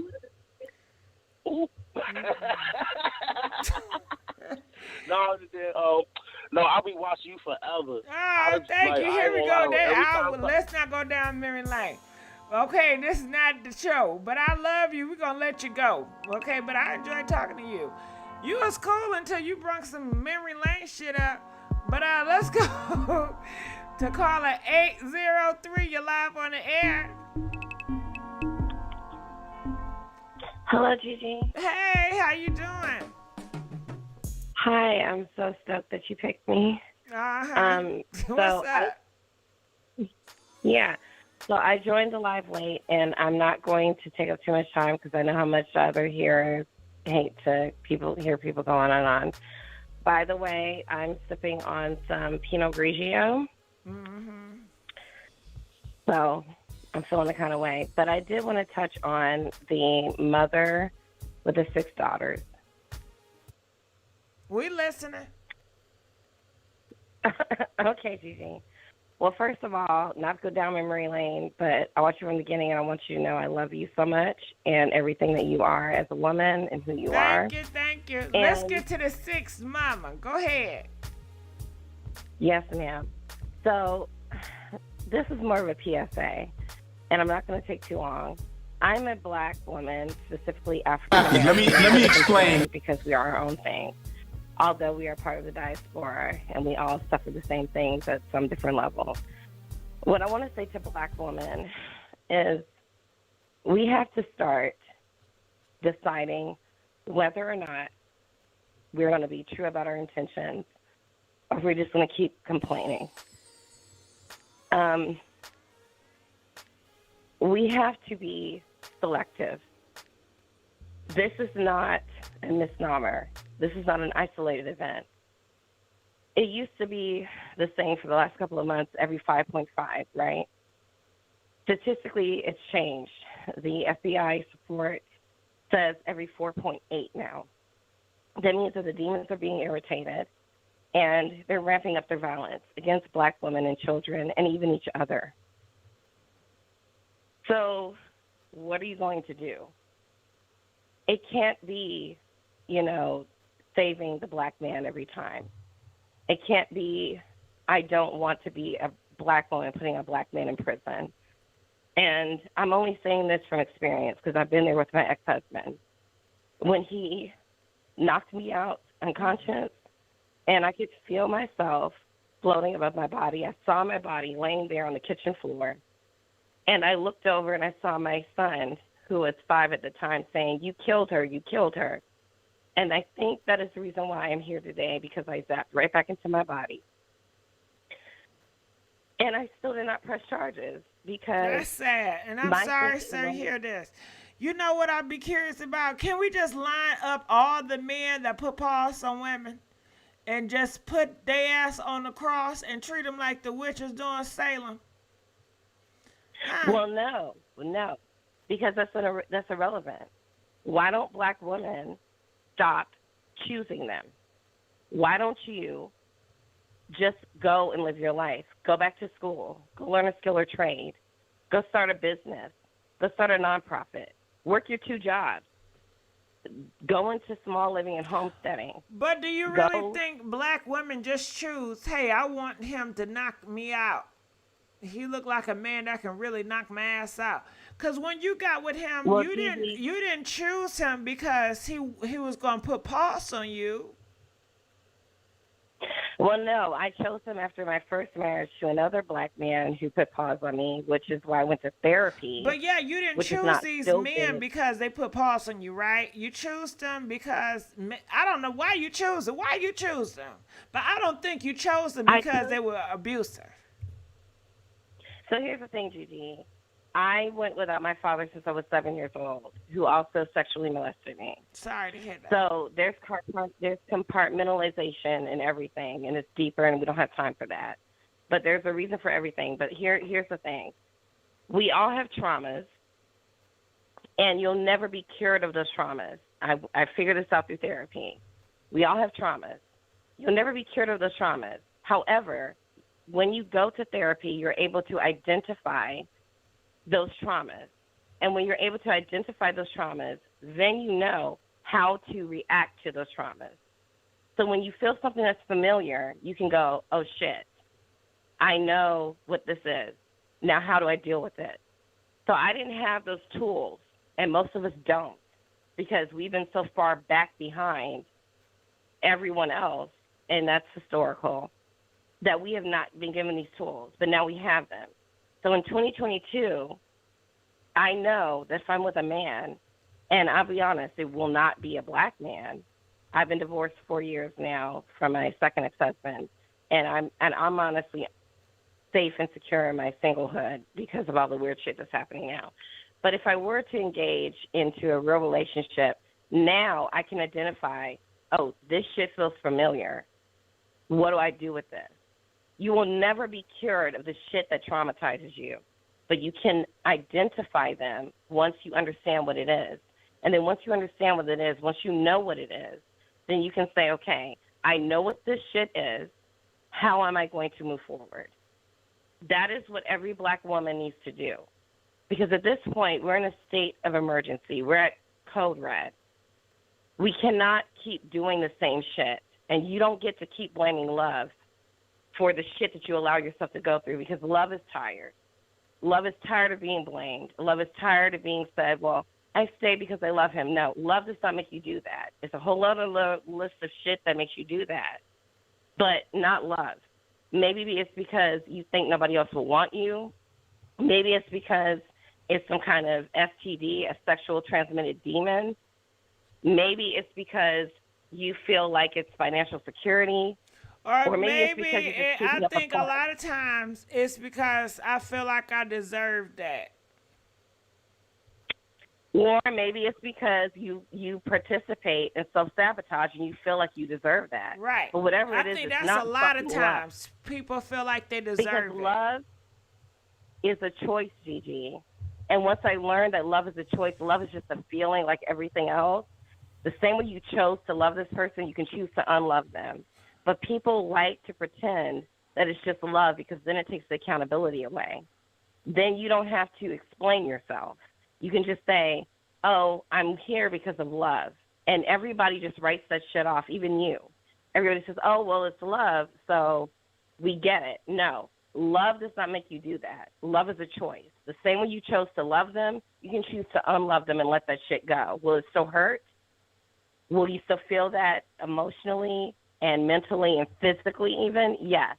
But you'll get past that like you got past all the other horrible shit that got in your life. But love does not make you stay. Love is a crutch. 90 seconds.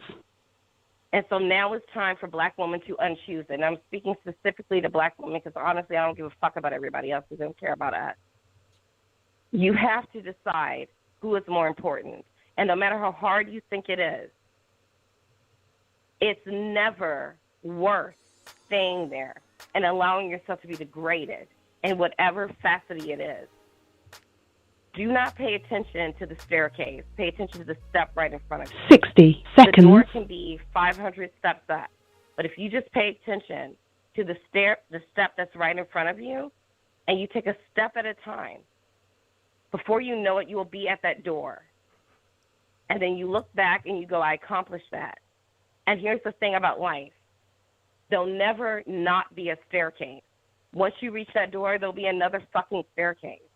So you do what you did before. You pay attention to the step right in front of you, because if you don't, you're going to slip and you're going to fall. Take it step by step. But you have to make a decision. It cannot no longer, in 2022 and beyond, it cannot be any longer that we make these fucking excuses. Because when you are all dead, when you are all molested and beat up and verbally 10 and seconds. emotionally fucked up, people will say that you enjoyed it. That's what the history books will say. They'll say that you liked it and you died because you enjoyed it. So you need to make a decision. What are you going to do? You do all this other shit. You put up with his shit. You put up with their shit. And you survive fine. So why can't you survive without putting up with the shit? Wherever you are, make a plan. Make it quietly, because everyone does not deserve to know what you're doing, including you, and you execute it.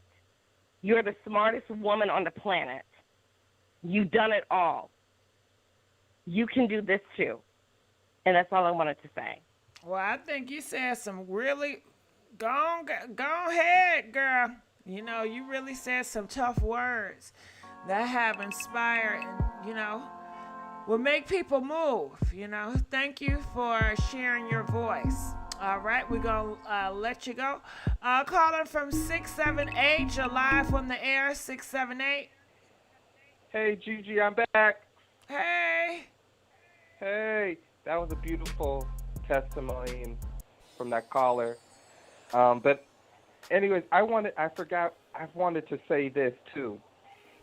Sure, they may, the other folks, we may have bad music and stuff and that, but I'll tell you, them white folks, I know they may not be inspired by Marilyn Manson, but they are inspired by Charles Manson, for real. Who is that? I don't know who that is. That's that murder, that cult murder that went around killing all those people. Can those people. I'm Yeah, sorry, I watch you all the Charles time. I should have known that. Yeah, that's his brother or something? No, he's a famous murderer, like cult murderer that led all these like hippie kids. No, I don't know nobody He that. was I know Justin responsible for- Down Beaver, but he's in hip hop. That's it. Yeah, it was back in the day. He was responsible for Sharon Tate. What's his name? Polanski's ex-wife at the time. Well, I will Got rid say of her that and some some of these rappers are influencing a whole bunch of can for a while. Yeah. So shit, Yes. it's the same thing to me. But Yes. anything else you wanted to say? Yes, I want to tell you too, like, I want y'all to think about this, all right? Okay, so it may just be the music, it could be all of that. Definitely, you know, the enemy, the devil has a way of getting in. But have you ever thought about, like, what city is normally in the news that you hear about for some F shit? Texas, okay. What do you think about Georgia, though? Atlanta, specifically. I know, but you just asked me. I said Texas, nigga. Oh. Shit. Don't be trying to change shit. Texas. Okay. Well, I want y'all to think about this, okay? My aunt told me when I came here not to drink the water, okay? And I haven't drank the water. If anything, if I'm going to drink the water, I'm going to boil it. You ever think that they might be putting something in the water to make people go crazy? No, I don't think they're putting shit in the water. I think they don't care. It's probably a lot of toxins and bacteria. That's true. That can mess up somebody's brain as well. You know what I'm saying? But, I mean... Shit, the air can mess up people's brain at this point. Yeah, with the chemtrails, that's true. That's true. But I mean, that's just something to think about. But be careful, because I don't know. You said, you know, if you're not spiritual or anything like that, but I believe in the sense, like, I was raised Christian and stuff like that, and I'm not pushing my beliefs on anybody. But I will say this: it's something to think about. But they said a lot of us black people, we're going to be doing a lot of the stuff that we're seeing now, taking out innocent people in our own communities, kids and stuff like that. And that, unfortunately, a third of us, we're going to be, like, because of that, who are doing, they're going to be taken out as well by God. So for people who think that they're getting away with doing all this demon time and evil stuff, if everybody else is getting their payback and karma, don't think that you're not going to get it. It's starting right now. And it's the reason why we're seeing all these movies and references. I mean, Beyonce was on she had on her album, she's on a horse, okay? And she's got a song called Alien Superstar. Think about that. What other movie just came out about aliens, okay? Stranger Things. Coming back. Stranger Things. And what about Nope? Huh? Isn't that good? Yeah, what do you think I like about that movie, black Nope? girl on the Stranger Things. And I like, it's another TV show I was just watching. It's called Dream. It's a character called Dream. I don't know if it's called Dream, but it's called Dream. But I gotta say with that, that's your beliefs. That's how you feel. Right, that's your right. religion. That's your personal beliefs. It's true to you. It may not be true to everybody Right. else. We all gonna die. You can't get around Right, that. that's true. So But do you believe whether in you're karma? Christian or you're not Christian, everybody gonna die. Some people gonna die sooner than others. It's But do sad. you believe in karma? Do I believe in karma? Shit, I don't know. Shit. I don't know. Shit, you get what you gonna get. I don't know. Right. Do I feel like homeboy gonna get karma? The one that sliced and diced his baby mama 18 times? No, Yeah, I do that not was think it's gonna disgusting. get karma. Even if he got pumped in the butthole all them times, ain't nothing that can compare to what he did. So no, he will not get karma. Oof. It's not, even if you took him out and had him do, what you call it, electricity cord. Okay, you just took him out. But what he took from this earth, he took a loving mom of 6. How he had her frightened. The terror that he placed in that family, the terror that he placed in that woman for all them years. No, nothing can fucking compare. Ain't no karma can goddamn compare. So in certain situations, no, I do not believe in our karma. Do I think karma? I don't. Shit, that's all riddles and diddles, Fuck what I Right. think. Who cares? If I believe or not, who cares? It really is up to you because it's your life. It's your perspective. It's how you look out the window. If you're looking out the window and you see sunshine, who gives a fuck if somebody look out the window and see darkness? They can look at the same window and see darkness and you see sunshine. I'm not about to convince you otherwise. You see what you see, nigga. Now leave me the fuck alone. That's how I be feeling, Don't be trying to Right. convince I guess we'll just me find it's out. doomsday because you looking at the window and that's what you see. If I don't see that shit, I don't see that shit. And I don't want to see that shit. And that's how I be feeling about it. Yeah, I guess we'll just find out one day. We'll find out one day what either way Well, what everybody happens. gonna find out. So it is what it is. Right. Or your ass just gonna be dead in the ground. Right. Well, that's all I wanted to say. Well, I if you thank ever Gigi. die, if you die before everybody, make sure you come back on the live and let us know about the other side. I love you, If Gigi. you die, are you gonna come back? I will. You gonna get And I'll people let signs? you know what. I'll let you know what type of party was going on too. Are you gonna come through the window or a mirror? Or how you gonna reactivate? You gonna come through candles? I ain't gonna come out like what's his name? What's his name? KS. I ain't gonna do that to you. I'm gonna come back like a beautiful ray of sunshine or something like that. I Nah, don't fuck know. that shit. You need to do something legit. I don't know about no sunshine. Maybe I'll come back like a honey bud. Nah, fuck that. I like honey buns. I do not want to eat no damn spirit. Hell no.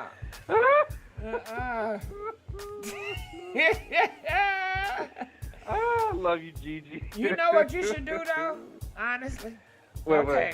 If you ever come back and see me, when I play the lottery, I want you to give me a sign of a number so I can hit. That's what I want. Oh, you want to move in the next Mega Millions? I got Hell you. yeah. Gigi. Now, I say, goddamn, you know, it is something on the other side. I believe now, you know. That's what you do for me. All right, we're going to let you go, boo. Gigi, though. We're going to let you go. I enjoyed that. All right. Well, I enjoyed you guys. This has been a great live, but I am starving. I want some Del Taco. Do y'all like Del Taco? Girl, let me tell you, Del Taco, they got some good tacos, some good french fries. I love their steak quesadilla, and they soda always be busting. I know last week I told you guys I'm going to be on a diet. I tried, and I quit my diet yesterday. I can't help myself. I lost 2 pounds, okay? I bought a damn scale, and I can't stand my goddamn scale because every time I get on this motherfucker, it seems like I'm gaining weight. What the fuck? You know what I mean? Anyway, girl, I ain't lose as much pounds that I wanted to lose. I'm so irritated. I'm like, fuck it. I may as well just eat what I want to eat, goddammit. Shit, I enjoy my life better. I sleep better when I eat, girl. This past week, I was not eating. My stomach was irritated. I was going to sleep, tossing and turning because I wasn't eating. Oh, God. Oh, God. I don't know how I'm going to do this shit, okay? But I definitely want to lose some weight. I just don't know how I'm going to do it.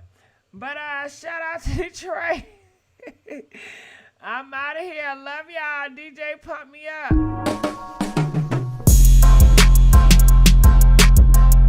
Thank you for using Blog Talk Radio. Goodbye.